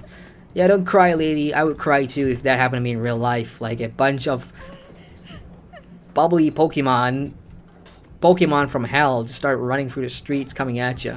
Yeah, I'd be crying too. Okay, so let's grab that stuff. Alright, let's grab this stuff and finish what I was gonna say. As I was saying, Heart of Thorns had very little waypoints because gliding was a brand new movement feature in the game that they wanted you to earn mastery for and experience. So that was part of the allure in those Heart of Thorns regions. And over here, again, less waypoints. This map only has, let's see how many waypoints we got here. 3 frigging waypoints. I mean, exploration on your mount is going to be the main attraction. So, again, really happy to see that. Okay, I'm just gonna... Can I see another event going on down there. But that's about to be done. So, I don't know if I can. How's gliding working here? Yeah, it works.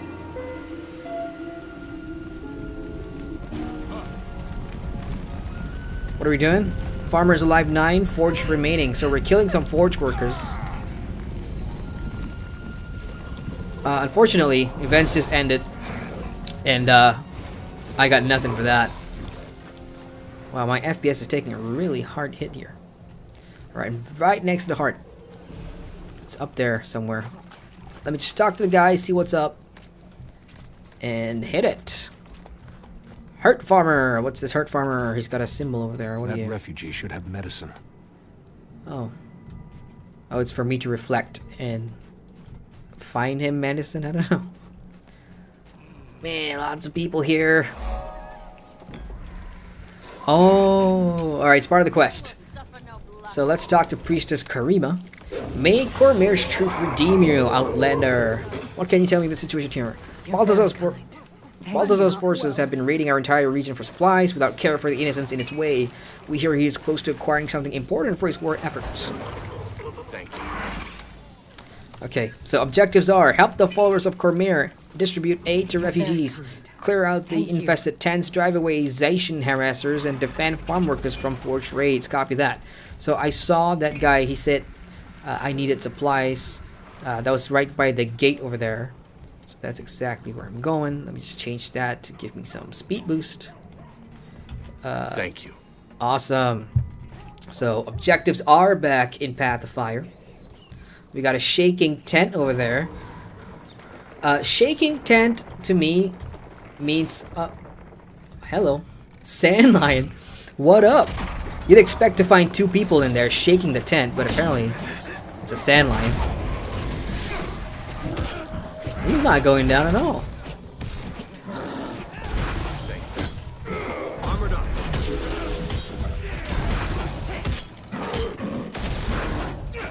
Destroys projectiles. All right, that's why my bow and arrow didn't do anything for that. What do you need, lady? That refugee should have medicine. Medicine. Let's see where it is. I gotta go back there. Oh, there's a nearer one here. Are you hurt? That refugee should have medicine. I know. Should have medicine. I'm giving it to you. Awesome. Alright, checking chat real quick. Oh boy. What's going on here? Please, do you have any food? Wong says you did your best, but you didn't be the best. Ouch. Oh yeah, the Discord. Yeah, if you see Punk and Jay sharing a Discord link, they've gone ahead and made a Discord for for the channel. So anybody interested in just joining a banterific community where we talk about everything, feel free to join up in the Discord. You know, just keep things civil and no rules and all that kind of bullshit. We just talk games, talk music, talk everything. You guys want to join? Click on the link that Punk has shared. Alrighty, just a few more and I'm done. I'll have to go deeper in camp.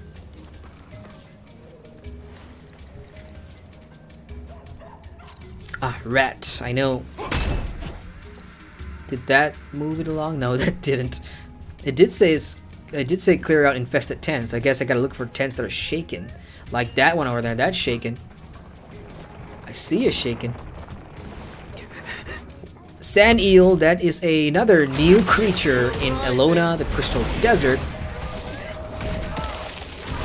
mean, sand eels, sand sharks. Sometime soon, I'm gonna check out the Hydra, because that's like one of my favorite new ones out here. Hungry child refugee. Gotcha. I saw food back there. Just gonna grab the food for the child. And you know, you can only carry one thing at a time. But your skill bars change when you pick up stuff like food or water, just mission objectives, and you're running around the world. And you know, for those, because I play a lot of different MMOs, and I see what people say about stuff like these. Like, the objectives are meh, you know, like it's just fetch quests, but it's coded and painted in a way that, you know, it makes it interesting. And to a certain degree, I understand that, but you know, Guild Wars 2 is smart in a way that with a lot of these objectives, you know, instead of saying fetch 10 barrels of water and then you've got the 0/out of 10, how, you know, it just gives you that bar, so it doesn't really, it's like a mind trick. You're not feeling, you know, the repetition or the monotony of doing this over and over. And again, like I said in my review, every objective, every heart will give you 2 or 3 different objectives that you can pursue. So you've got hurt people, you've got thirsty people, and you've got food people, but the meta is all the same. You're fetching stuff. So in a way, that's a pretty clever trick to get people to you know, do these things without thinking too much about the, oh, what am I doing? And you know, to your credit, you know why you're doing this. You know, there's a reason you're helping people. That you know refugee should that have medicine. Balthazar, I've got medicine. No, I've got water. Sorry. I'm bringing water into a wrong tent. I'm looking for a thirsty dude. But yeah, we know why these people are suffering, because Balthazar and his cronies are here, and his, you know, Your gods have turned wrecking havoc, and all these poor people are suffering.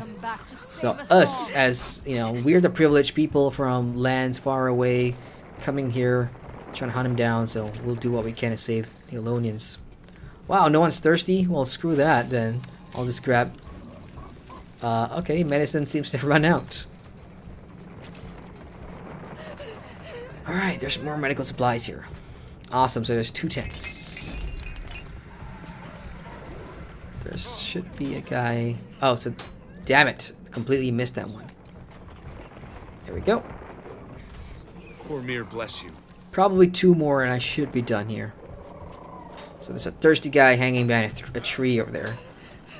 Which is a pretty smart place to hang if you're thirsty. I wonder if it rains here at all. Oh, shaking tent. What do we got? Oh no, it's the Pokemon thing. What the heck? Look at that. Look at that. Alright, this is probably my least favorite new creature. It just exploded into fruit. It just exploded into fruit. Oh shit, that was weird. So it's a fruit. Choya spines. Oh, it's a mat too. All right, I'm gonna have to figure out what exactly that thing is.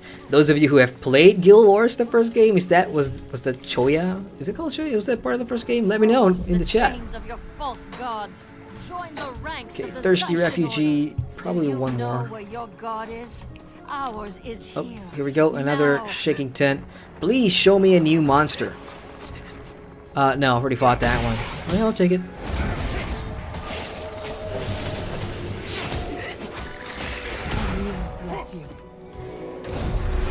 Okay, brand new achievement. Renowned Adventurer, Crystal Oasis. Complete all the objectives. Complete all the renowned hearts of the Crystal Desert. And there's only 4. It's not much, apparently. Sorry, it's only 4 places, but within these places you'll get a bunch of hearts. Look at that is a lot of mastery. So again, if you're, take your time, experience the expansion, do your exploration, check every corner. You've got new mastery points, you've got new hero points. There's so much to do here. Don't rush through it. That'll be a mistake.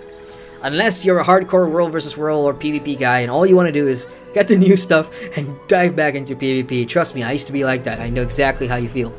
Blessings of Cormir. May the Cormir show you your truth, Haveline. Our humble servants could not have helped as many in as little time without you. If you can find it in your heart, we return here each day. We will continue to need your assistance. What do you mean? What do you mean we return here each day and... Oh, are these hearts repeatable? Is that what you're saying? That'll be interesting. Repeatable hearts. Okay, we've got Karma Vendor. She's a Karma Vendor now. We have 5 bags of coffee beans. That's a new... well, it's not new, but... Yeah. And it makes sense because they're... Oh! Event. I'm going. Oh man, FPS is killing me.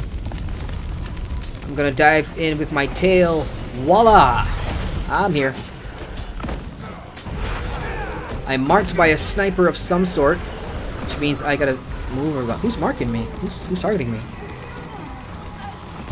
Well, doesn't matter. Kill them all!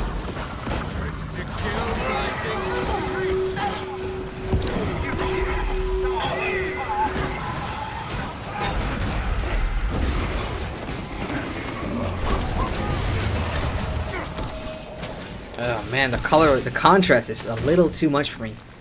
Like the field and the fire. Forged Raider is dead. Okay, we got the Forged War Mage. That's new. So okay, I'm just gonna look at the designs of the new mobs here, and they're all new designs, brand new designs, and I like that. This one has some really sick armor. The Forged. Wonder if that will be like, we'll get skins for that, because again, I'm a cosmetic guy. I look good, I play good, and any heavy armor or anything that I see really awesome, I would love to run that, even if it's in the enemy.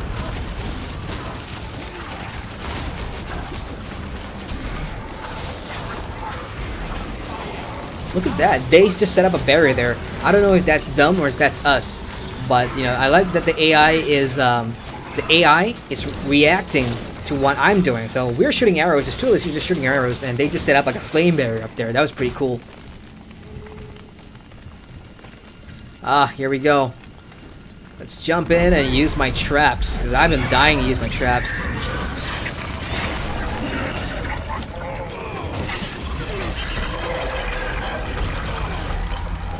Alright. I think the caffeine and the lack of sleep is starting to kick in, because my arms are shaking right now. I don't know if that's good or that's bad. It's not new. It's happened before. I used to stay up, I used to pull all-nighters in university when I was doing my thesis paper. I had so much coffee, lack of sleep, and one day in the lecture hall, I got this sharp pain on my kidney, and it turns out that no sleep and too much coffee and not a lot of water gives you kidney stones. Hey. That's something I will never do again.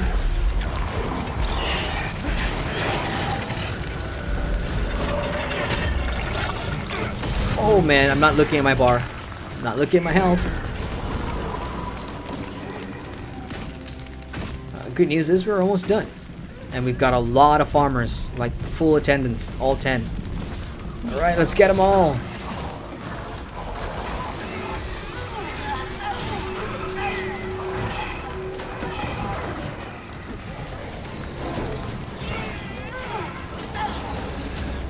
Man, I cannot wait to get the mastery points I need to get the final pack commander mastery, which is auto loot. It's the one I'm trying to get, and it's so hard because I don't do fractals, I don't do raids, and I haven't done a lot of the core Tyria stuff, so I'm lacking Tyria mastery there. But I'm on the last tier, and that auto loot is, I really want it bad, because in landscape when you're questing, or especially in World vs. World when you're PvPing and you kill a lot of enemies and there's bags laying around, my first thought is to move with the commander and find a new target to kill. I'm not thinking about hitting the damn F key to pick up bags. So that's my one gripe with Guild Wars 2, that the loot all feature or AoE loot is actually hidden behind a grind, which I'm not very fond of. It's the one thing I don't like about Guild Wars 2. Well, there's a few, but that's, you know, one of my main gripes. So that event is done. Piece of unidentified gear. Oh, what's that? Trader's keys used to open trade crates in northern Elona. So those are, you know, basically your airship crates, airship cargoes, and, you know, stuff like that that you've already seen before. Alrighty, checking chat. Oh man, what are you guys talking about in there? Jay Farco says, "Are you Jerem Nipple?" What the heck? How to you says, "Do bounties." Do bounties? Well, I guess I could. Let's head back to town. I'm just gonna waypoint there real quick, and we'll do a bounty. Let's see what's that all about. Well, I do have a slight idea what that's about, and hopefully there's a lot of people. I mean, there is a lot of people, and they're doing it. So, which bounty shall we do? Let's pick up. Let's talk to this thing that's just floating here. Alright, he's just an information dude, and I pretty much know what I'm supposed to... Oh, legendary! Alright, so there's champion ones over there, and then you've got legendary ones over here. Legend, of course, you want, like, your guild mates and stuff like that. Champion one, I'm just gonna pick one up and just hope that it's there, so... Break Bartfang sounds interesting. Hunt down Break Bartfang. And there he is on the map. He's right there. Let's get on our mount. And let's go get him, or die trying. And hopefully some people are doing it too. Dracul the Dragoon finished first place. Congratulations. I wonder what... Yeah, I so want to win a race so bad. I will get it someday. One day soon. In fact, I've got all weekend to try it, because next weekend... I'm hoping to be done with Path of Fire in 1 week, guys, because next weekend I gotta continue my Neverwinter leveling stream, so I can do the top 10 reasons to play Neverwinter, and I want to get that out ideally mid-October, because, you know, for those of you, for subscribers of my channel, you guys know that I've got a bunch of projects. I'm still in Lord of the Rings Online, working on the Mordor review, waiting for our collaboration effort with Andang. Help protect our pups. I hear a lot of things happening here, but... Okay, I'm here. Oh, shit. I'm gonna die, aren't I? Oh! He just took half of my health! Oh, that's my mount health. Okay, he brought friends. Okay, I'm gonna have to get rid of his break bar and get rid of it fast. Oh, man, I'm so dead. Nah. Not chance. That sucked. That totally sucked. Was not prepared at all. But yeah, this guy has like different mechanics. Like you see, he's popping up like crystal balls all over there. That's something I don't know yet. And if you fight him tomorrow, he does something different, which I find absolutely interesting, because there's a sense of RNG. There's a sense of you know, a sense of replayability about it that I like. Replayability is good.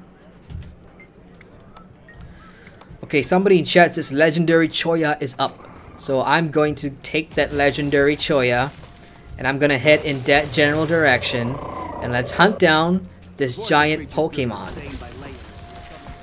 Oh, where is he? Ah, he's on the other side. I gotta cross the water there. Let's go. Let's hunt some Choya.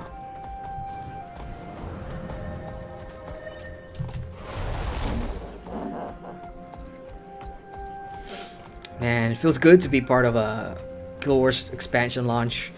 I have missed out 5 years of Guild Wars 2, which is sad, you know, because, again, I used to be like a one MMO guy, Lord of the Rings Online, and then Secret World for a while, and then this year I played ESO a bunch after my review because I fell in love with that game. And the same thing with Guild Wars 2, man. Did it for the review and ended up just liking it more than I ever did before. Do I have to swim across, or is there like a special... Is there like a special... Those drakes are eating all the fish! Oh, damn it. So I'm guessing my mount can't swim. No, mount can't swim. That's fine.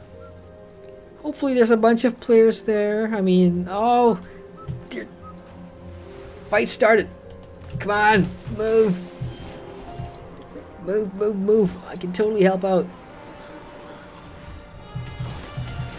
What? What? How do I get up there? Oh, there we go.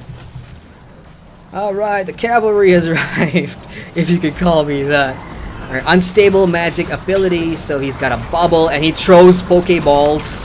Oh my god. No. No, no, no, no, no. You will not hit me with your... What the fuck? That's so weird, man. Like throwing fruits at you. No! Oh, shoot. Oh! Holy crap. You will not take me alive. No. No, no, no. Thank Aegis block. Aegis block. I'm gonna try and revive that guy over there.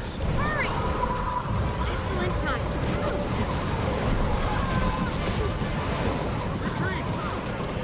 So, if we can't hit him, what are we supposed to do?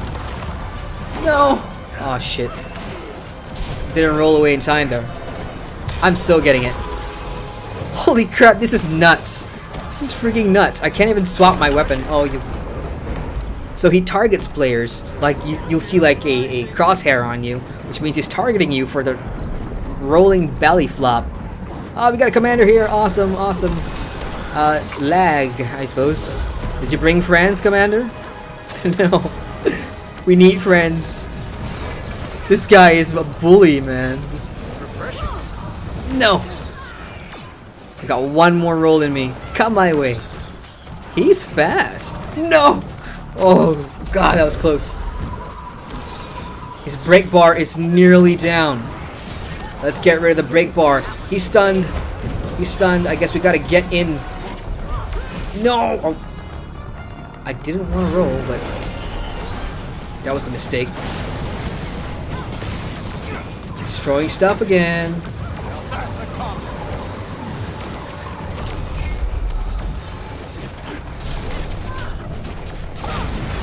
So range he blocks, but melee's fine.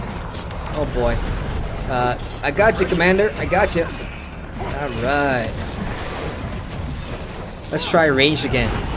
Let's see what's the deal. I still do damage. Let's put Aegis up. Give people some blocks. Ah, damn it, where's that? Oh, I'm targeted. I'm targeted. Damn it. Oh, he's got flying hammers. So that's what's targeting me. Shit. This guy's annoying. And he's barely at half health. And his hammers are absolutely frigging annoying. Heal skill.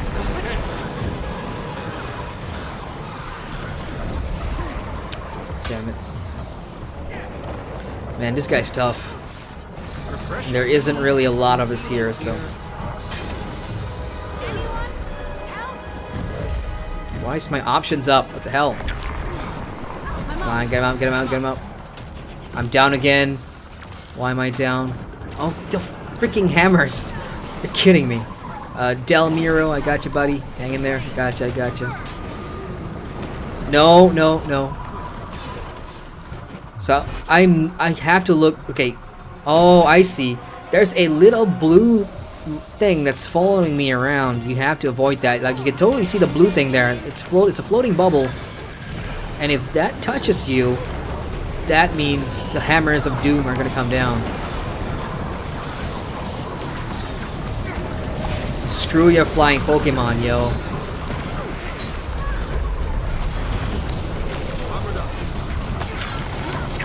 Totally forgot my traps until like a second ago.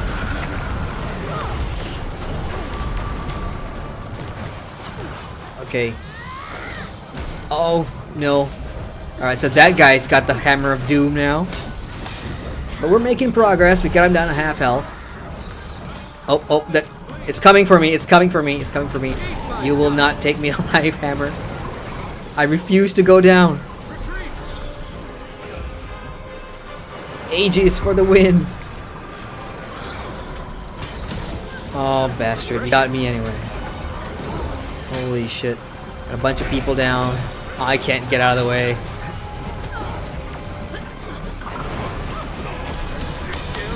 Oh, goodness. Chat, this thing is a monster. Are we all dead? Are we all down? World vs. World in Europe will be temporarily disabled in 10 minutes for a brief server update. So all you Europeans out there in World vs. World, get out of there. But if anything goes wrong, blame HOD. Actually, Fort Aspen. Blame Fort Aspen. I'm a Sea of Sorrows guy, so I'm Team Green. My experience in Sea of Sorrows has been absolutely great. The community's great. For my cluster, I love Yonthir, and oh no, I'm going. Oh, Saeed Zargarian has just subscribed. Zaid, thank you so much for the support, man. Welcome to the GRM fam. Appreciate you showing your support here. And I will thank you properly once this fight is over. And Chad, I know you guys are totally laughing about this, and I will talk to you in a second. He's almost down. We got this. Let's put some traps on. He's not staying still. Man, he's so unpredictable with his damn rolling.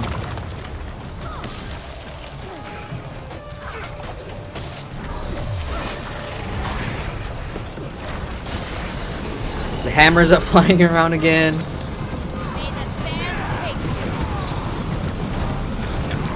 We got a window now with the brake bar. He's almost dead. I'm gonna pick up this person. We got him 6%. Let's go, let's go, let's go. Aegis up, everybody. Aegis up. Let's put some blocks in. 1%. Come on, come on, come on. We got this. Yeah.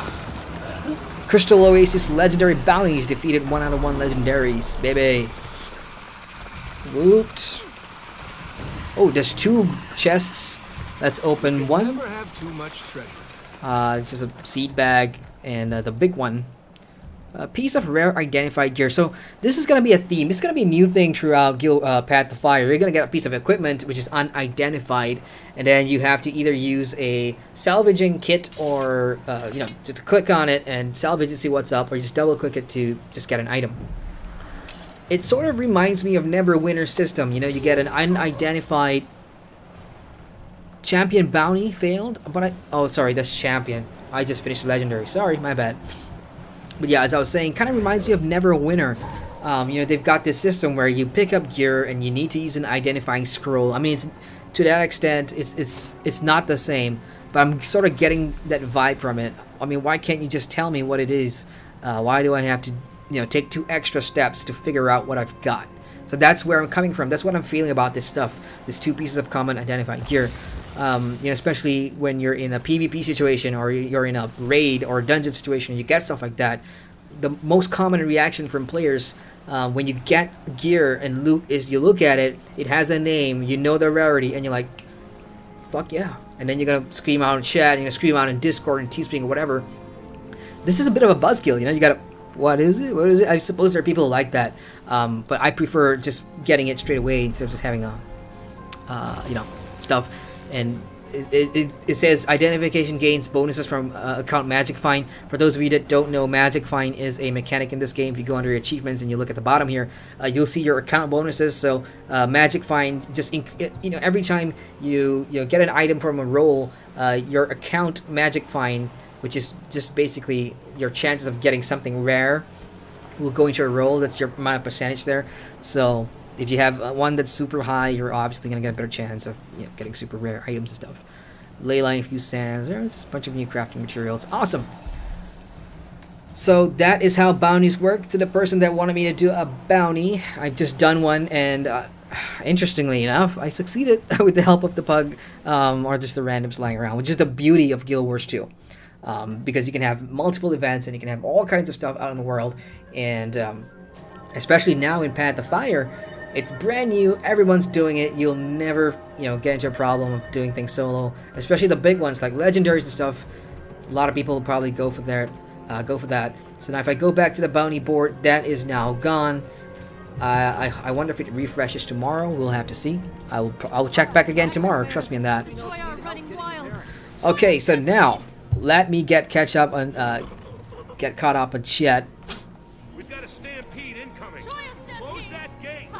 As soon as I decide to do something, we have a new event. We have an event. Is it the same one? Choya Stampede. Oh boy. Oh boy. So I'm gonna try and stop them from. Oh my god, look at them. They are actually wrecking the stalls of the merchant stalls right in front of me. Okay, traps.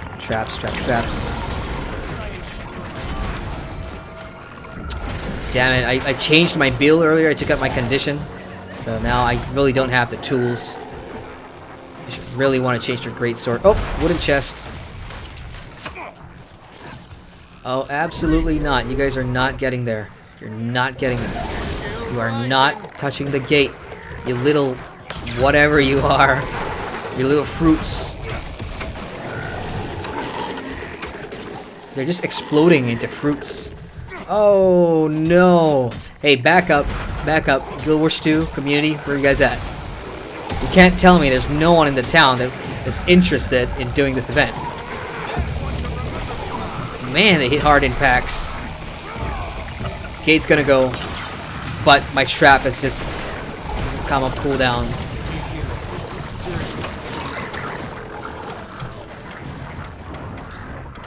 Die to Choyas.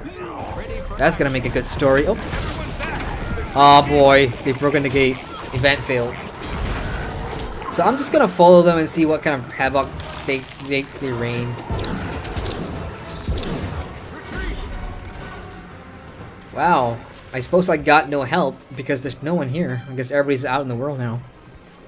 I pretty much took my time with the stream and everybody's just moved way ahead of me right now. No one's back here. But there will be those of you that are at work right now or anything when you guys come back. You'll get to play. Alright, now I get to check up and chat. Punk says we're gonna scare him off YouTube. Jason's the look of horror when you reach the chat. No, I'm not looking at horror at all. I mean, you guys, the chat has its own life. You guys have, you know, your own chat thingy going on.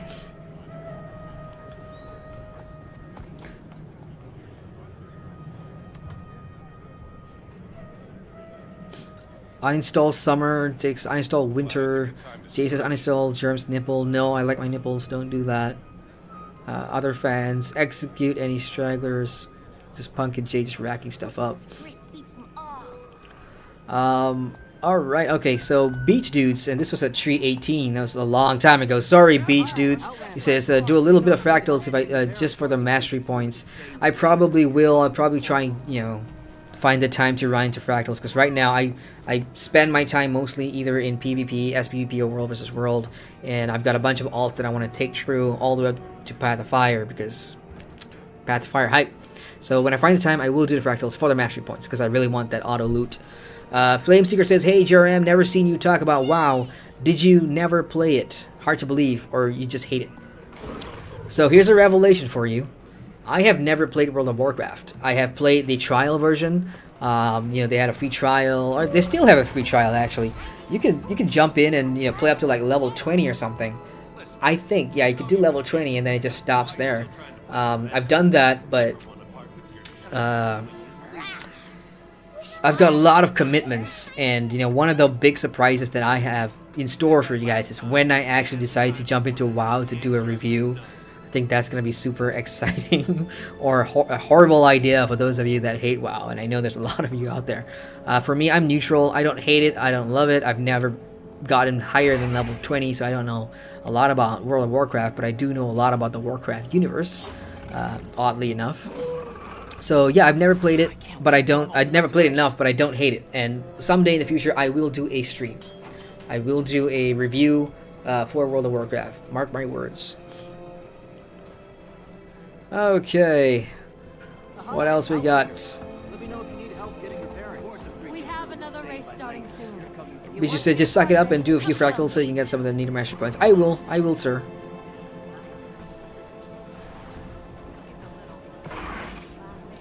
and the rest are just Punk and Jade talking about ladyboys and stuff. So anyway, this is probably where I will end the stream. It's 2 hours and 35 minutes in, and it's 3:38 in the morning here. I will probably do some looking around. I'll catch up with everybody in my guild. I'll have a little chat with people, and then I will move around and continue the story. So when I continue the stream sometime tomorrow, which is Saturday night for me, it will be Saturday morning for a lot of you folks, I will probably be further along in the personal story, and I can talk to you guys so much more about Path to Fire so far. And yeah, I'm really excited. I mean, so far today, jumping in for the first time and doing it and seeing the zones and getting them out and everything. I'm still buzzing from that hype, believe it or not. Probably just a coffee at this point, but I'm just happy to be here and because there's so much build up to this. The story, for example. I've just come off. It was in August when I spent that 2 weeks playing Vanilla, My Guardian, Vanilla, all the way up to Season 3. 2 weeks. And that story is very, very, very fresh in my mind, which is sort of what is making me excited to see this Path of Fire story through, because I really want to know. And so far, I mean, I've only scratched the surface about the intro and why we're here, and how to get the Balthazar, and right now who the people of Amnoon are and what their struggles are and who do they want to ally with to keep themselves safe from Balthazar. These are all the introductory themes of the story beats that you'll get in your first hour or so in Path of Fire. But there's a lot more to do. I mean, you guys saw we did Raptor racing today. That is freaking fun. If you have Path of Fire, try it. Look, there's another race. You know what? Screw it. Let's do it. Screw it. I'll talk as I race. So there's the race, and then you've got all these little events that are happening around the town of Amnoon, around the city, and on the outskirts. You got bounties. Bounties are like daily challenges. You pick one up and you go hunt the monster in groups or solo if you're that good, and take it down for some reward. There's exploration. I haven't even touched vistas yet, and I'm sure there are vistas out here. So, yeah. I'm first, bitches. What do you want to do about it? Come on, catch me. I ain't giving up my lead. Oh, wrong turn. No, no, no. I got too cocky there. And I totally just led somebody to follow me, which was kind of mean. I'll catch up. And there's other mini games too, I'm sure, that will probably involve the other mounts, like the bunny or the mantis. Again, I'm getting the names wrong because they do have proper names. It's just I'm terrible with names, so don't expect me to get it right.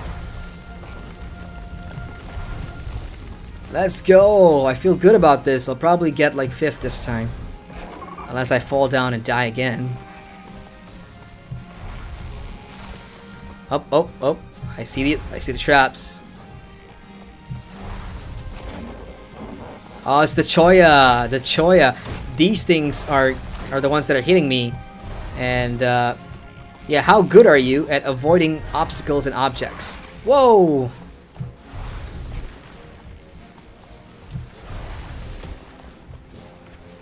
Yeah, I really like a turbo option now. I love for a turbo option. So this is kind of where I fell down and sort of lost the advantage in the last race. So it's good to see that I'm learning from my mistake here and just making it fine. But that lag though, that FPS drop is real, man. So if you're doing this later today, just drop your graphics slightly.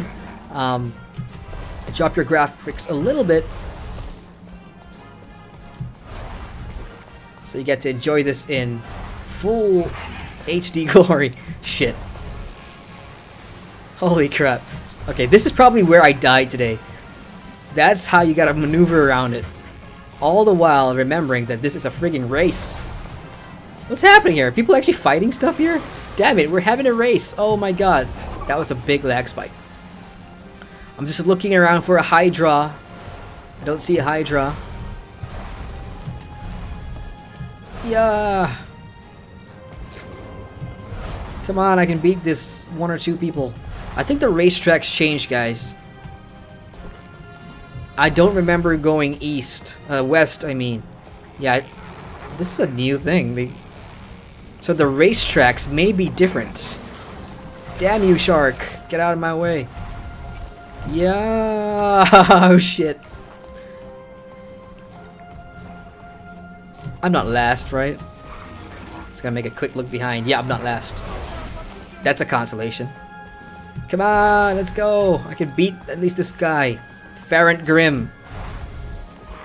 I can beat him. I can beat him. Come on, come on, come on, come on, come on. Yeah. Yes. No. No, no, no, no, no, no, no, no, no, no, no, no, no, no. I will not lose. I will not get last. You will not take my spot. Kitsu von Kraft, you stay there. You'll not take my place. You will not. You will not. Yeah. All right, I'm not last. Man, that was tense. Raptor racing makes me really tense. I probably woke up the whole house. Probably need to calm down and go to bed and calm down and do this again. All right, checking chat.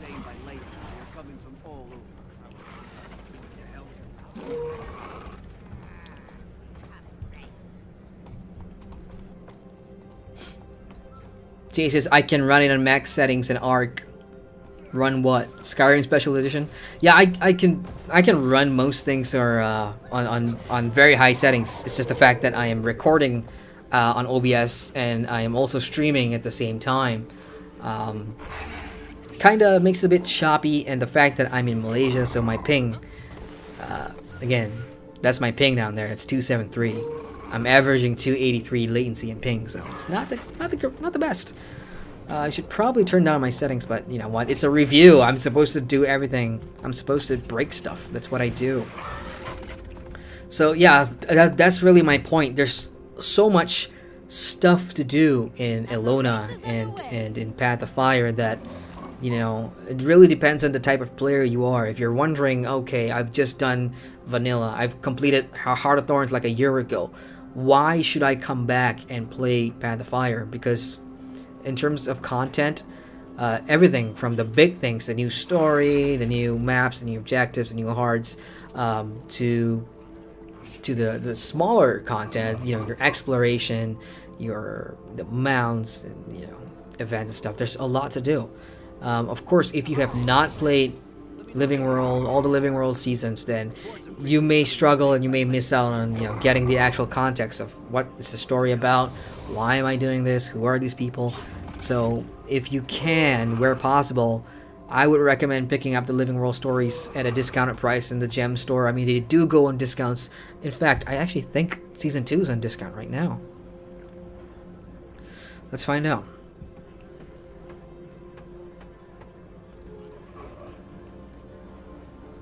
How do I know? Promotions? Is that it? There you go. Living World Season 2 complete pack. So this unlocks all the Living World Season 2 chapters, which includes mastery points, I believe.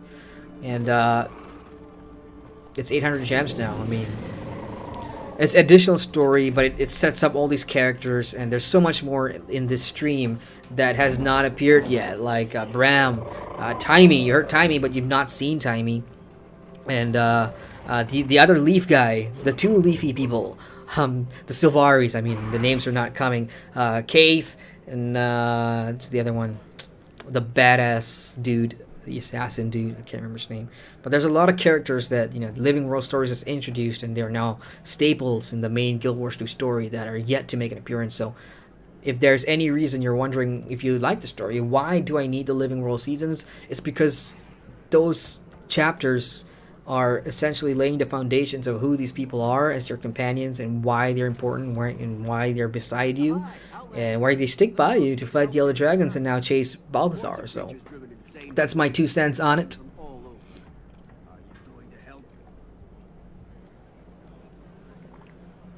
Alright, chat, I'm gonna call it, y'all.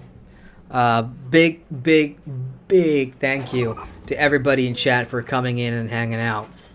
And I want to say a big thank you too to ArenaNet and Guild Wars 2, because if anybody watched the pre-launch live stream, you know, they got all the Guild Wars 2 partners to have a little say, an introduction clip, you know, to say some words about Guild Wars 2, and I said it, and when, you know, I was watching it, and I saw myself talking about Guild Wars 2. It was kind of cringy, but like, wow, that's. I never thought I would be part of the Guild Wars 2 world, and yet here I am. I'm so invested in it, and it's a weird thing, man, but this is great. Love Guild Wars 2 now for some reason. Then again, I love MMOs, and you know that's the thing with me. Now I'm just mumbling, right? Can you see my eye bags? Yeah, I'm really starting to. I think the coffee is starting to wear off. So I'm gonna make this really brief. Everybody in chat, thank you so much for hanging out. All of you guys. I see Thurston just joined us. Hey, Thurston.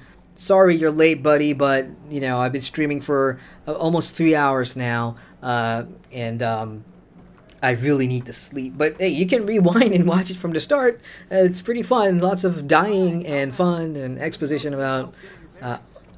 World versus World is now available. So I'm just gonna spend like a minute and just check out what's happening here. Well, we're getting our ass kicked by Pod, as usual. Hod and Fort Aston have been kicking our ass for the past week. But yeah. Okay, you know what? I'm not gonna jump into that in stream. Oh, there we go. That's what I was talking about. Look at that. That is so fucking cool. He sat down, he scratched himself. That's pretty cool. All right, so. Everybody out there, Thurston, Jay, Punk, the usuals, Rico, and oh man, I have to scroll up so much because Jay and Punk just spamming chat there. A Flame Seeker, Beach Dude CA, everybody that said hi in chat, and those of you, the silent watchers that you don't type in chat, that's totally fine. I do appreciate you watching this, and hopefully it's been entertaining, even though as Jay says, I'm high on caffeine and lacking sleep.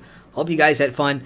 Those of you that are playing Path of Fire, enjoy yourselves. This is going to be a great time. I mean, I'm having a blast, and if I wasn't streaming, I would still be having a blast, but I'll be much more immersed, but thankfully I've got a bunch of alts that I can replay this again and just soak in all the parts that I'm not able to do here in the stream. So I'm gonna call it, y'all. Thank you again so much. Have a good weekend. Enjoy Path of Fire. And before I forget, if you like what you see, and you want to support the channel, I've got a couple of Guild Wars 2 affiliate links down there because I am an official partner with Arena and Guild Wars 2. So if you've not played it before but you like what you see, hey, the first one is play for free. You can click that affiliate link and just create an account, jump in, check it out. You can play the entire vanilla game for free. There are restrictions in place, but it's by level. I mean, the further you get, the more you should see, and even PvP is unlocked to you. World vs. World unlocks at level 60. So you can click that affiliate link and just check it out if you like it. Those links will support the channel. I do get something from it, so I do appreciate if you do. Other than that, if you like what you see and you're new, subscribe to the channel. I put out MMO videos and reviews mostly, which will come soon, promise. I've got so many reviews lined up. Like, there's a board over there with all the timetable of what's supposed to come out. And there's like schedule dates and everything, and I've got lots to do. Okay, I'm just rambling on now. I'm going for good. Have a good night, y'all. And last word on chat. Jay says he's not really off to sleep. He just doesn't want to read out chat no more. You may have a point. I'm not going to go sleep exactly. I'm actually going to see if I can do anything here, and then I'll head to bed. Alright, this thing is just making noises that a raptor would make. Okay, I'm going for good. Thanks to Punk says, when stream ends, give Jerem the link so he can have it to post to everyone. You talking about the Discord link? Oh, yeah, no. I'll post the Discord link in the description as well. So those of you that want to join in our little Discord community and just raise some hell, feel free to do so. I'll do that after the stream. And, okay, I'm going for good. Again, thank you guys for watching. I'm Jerem Adrian. Enjoy Path of Fire. Enjoy your weekend in Ilona, Crystal Desert. And I will see you guys tomorrow for part 2 of the review stream. And hopefully, I'll be further along in the story and somewhere new in Ilona. Alright, take care, guys.